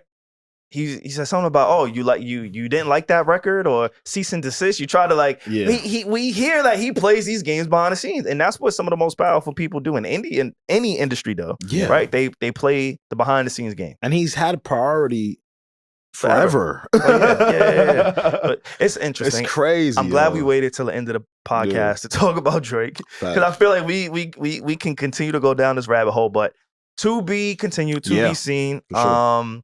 Some of the other things that happened last week that we didn't really get to touch on, that we can breeze by really quick. Oh, Wendy Williams is back. We heard from Wendy Williams. I won't say she's fully back because she's still under her guardianship, conservatorship. But she was on The Breakfast Club. We haven't heard from her in a while. It was really great to hear her on The Breakfast Club talking to DJ Envy, Charlemagne, Just Hilarious, and Lauren. That was really dope. She also was with, I think she was accompanied by her niece. Yes, was it? her niece. Her niece, Alex. Alex. I can't forget nobody named Alex. Alex is always going to help. Alex is always going to be there for it. But yeah, she returned last week. It was good to hear her. I hear a lot of people saying that she doesn't need to be in a conservatorship. I don't think she needs to be in a conservatorship at all, based on just hearing her. I agree. I think the documentary that came out last year, maybe 2 years ago, on, was it Lifetime? Yes. On Lifetime, it put her in a really bad light. She said she didn't approve it. She said it hurts for her to watch it. I know we were captivated by it as a culture, because she's one of the reasons we're able to do what it is that we do. Like, I feel comfortable getting off the wild shit that I get off because she made it okay. People like her, Howard Stern, Star, Charlemagne. Charlotte. These people paved the way for people like ourselves to just speak freely on microphones, right? And so to see her decline and know that she's under somebody's almost like fucking, I guess, I don't even want to call it guardianship. What is it? It's almost like a fucking prison from what she described. That's exactly that's what she said from her. Those are her own words. She said she felt like she compared her conditions to living like in a prison. Yeah. So hearing from her last week on The Breakfast Club, I do feel like, just based on her speech patterns, she does need help. Sure. Right? Like, maybe she isn't the Wendy Williams of yesteryear that we all know and love. I think she was still battling with Graves' disease, if I'm not mistaken. Like, you can definitely tell, she's distressed emotionally. I don't think she needs to be in a conservatorship, though. That just seems to be a little bit extreme. But I'm glad that her message is out there. I'm glad that we heard from her. Yeah. A lot of times you don't hear from the subject. You don't hear from the person. So to hear from her was really, really dope. Like, directly. Directly from her, and not hearing it on a TMZ, not hearing it on a CNN, hearing it from somebody who we know she has a relationship in, Charlemagne. Yeah. I think that was really dope.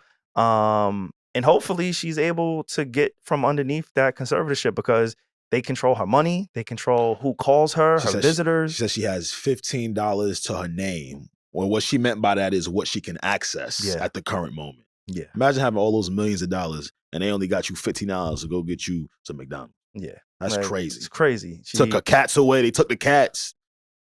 Can't take nobody pussy. Yo. Yeah, you take my pussy, we fighting. I ain't gonna lie. You touch my shit, nigga, I'm gonna kill you.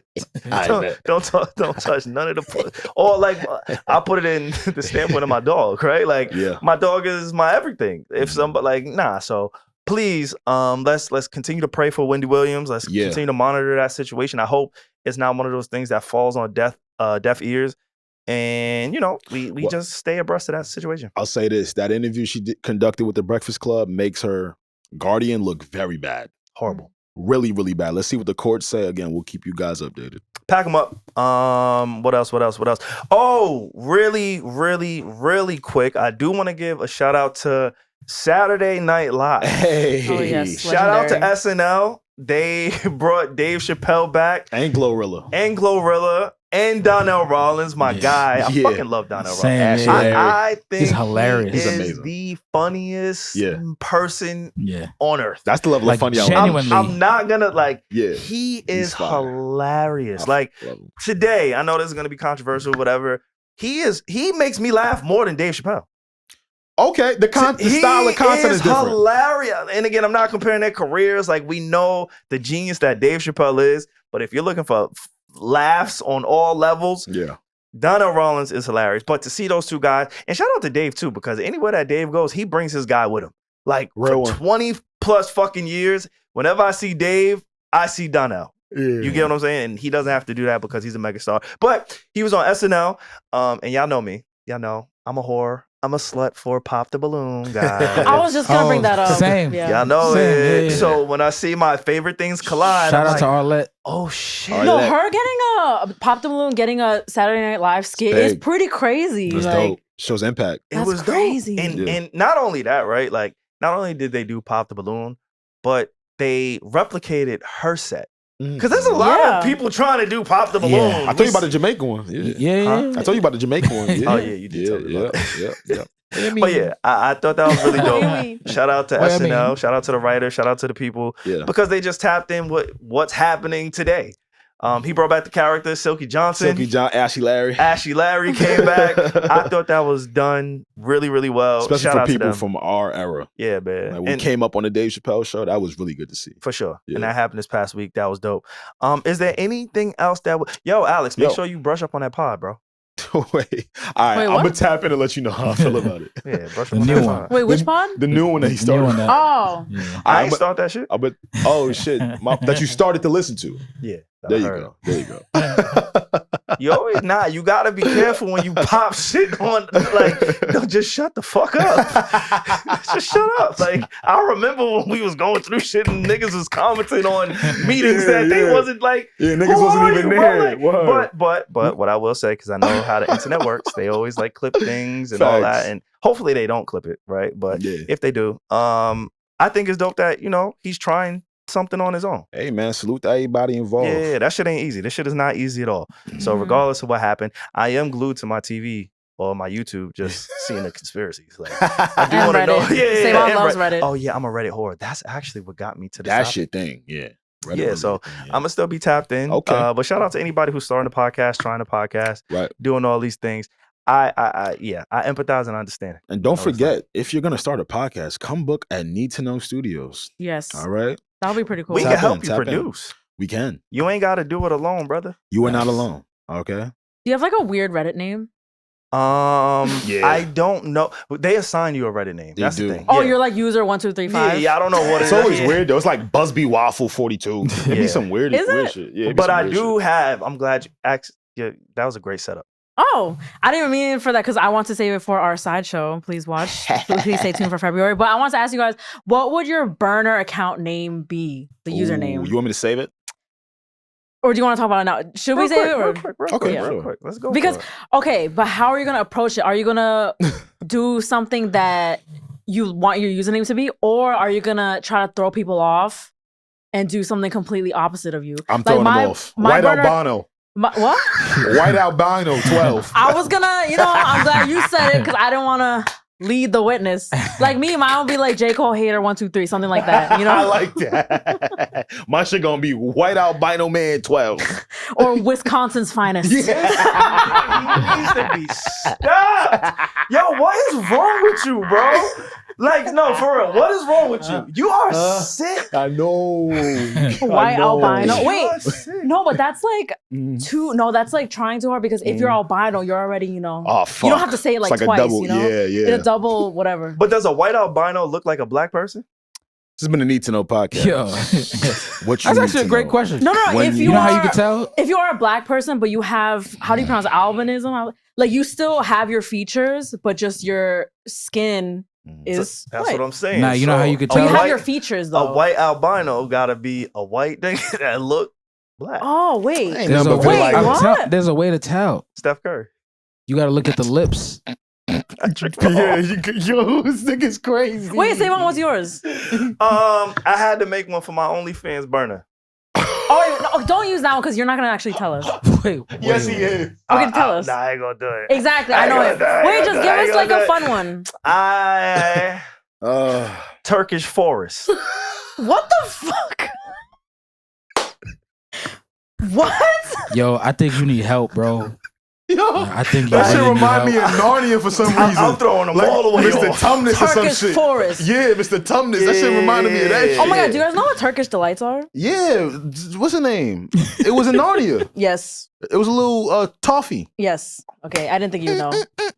Pierre, what's yours? What's the opposite of you? I don't know. You Like guys mine- would have to say it for me. Mine would be like film buff 59 or something because I don't know movies. So His I feel shit- like that would throw people off. His shit would be like Jets hater from New Jersey or something. Just say That's so bland. I don't know. That's what you are, motherfucker. Wisconsin's finest. Yeah, you guys have been great today. This is fun. It's Yeah, a you good guys are pod. really We good. got through all the topics. We did. I think so too. This is fun. This is Oh. great. Hey, last message from me. We have more thoughts every Wednesday featuring myself, Pierre, and Q. Yeah.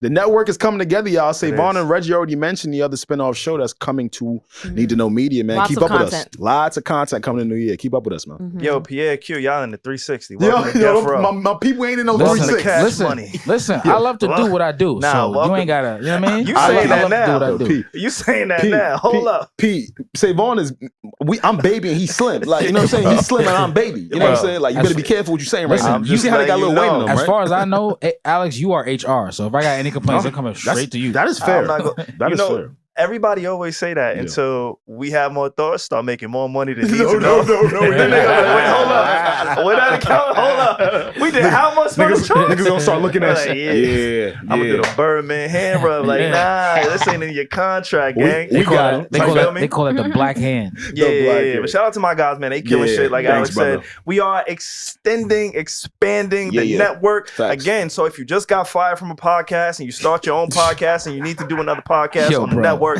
we Come to got us. you. We giving out deals. We got podcast rooms. Mhm. We got different sets We and got cameras. podcast Also, it's chairs, good. It's good couches, vibes over here. Right, It is. Reggie? It is. It is. colors. We got colors and shit. Word. It's good energy in here. Your podcast will do very well if It you is. book at Need to Know Studios.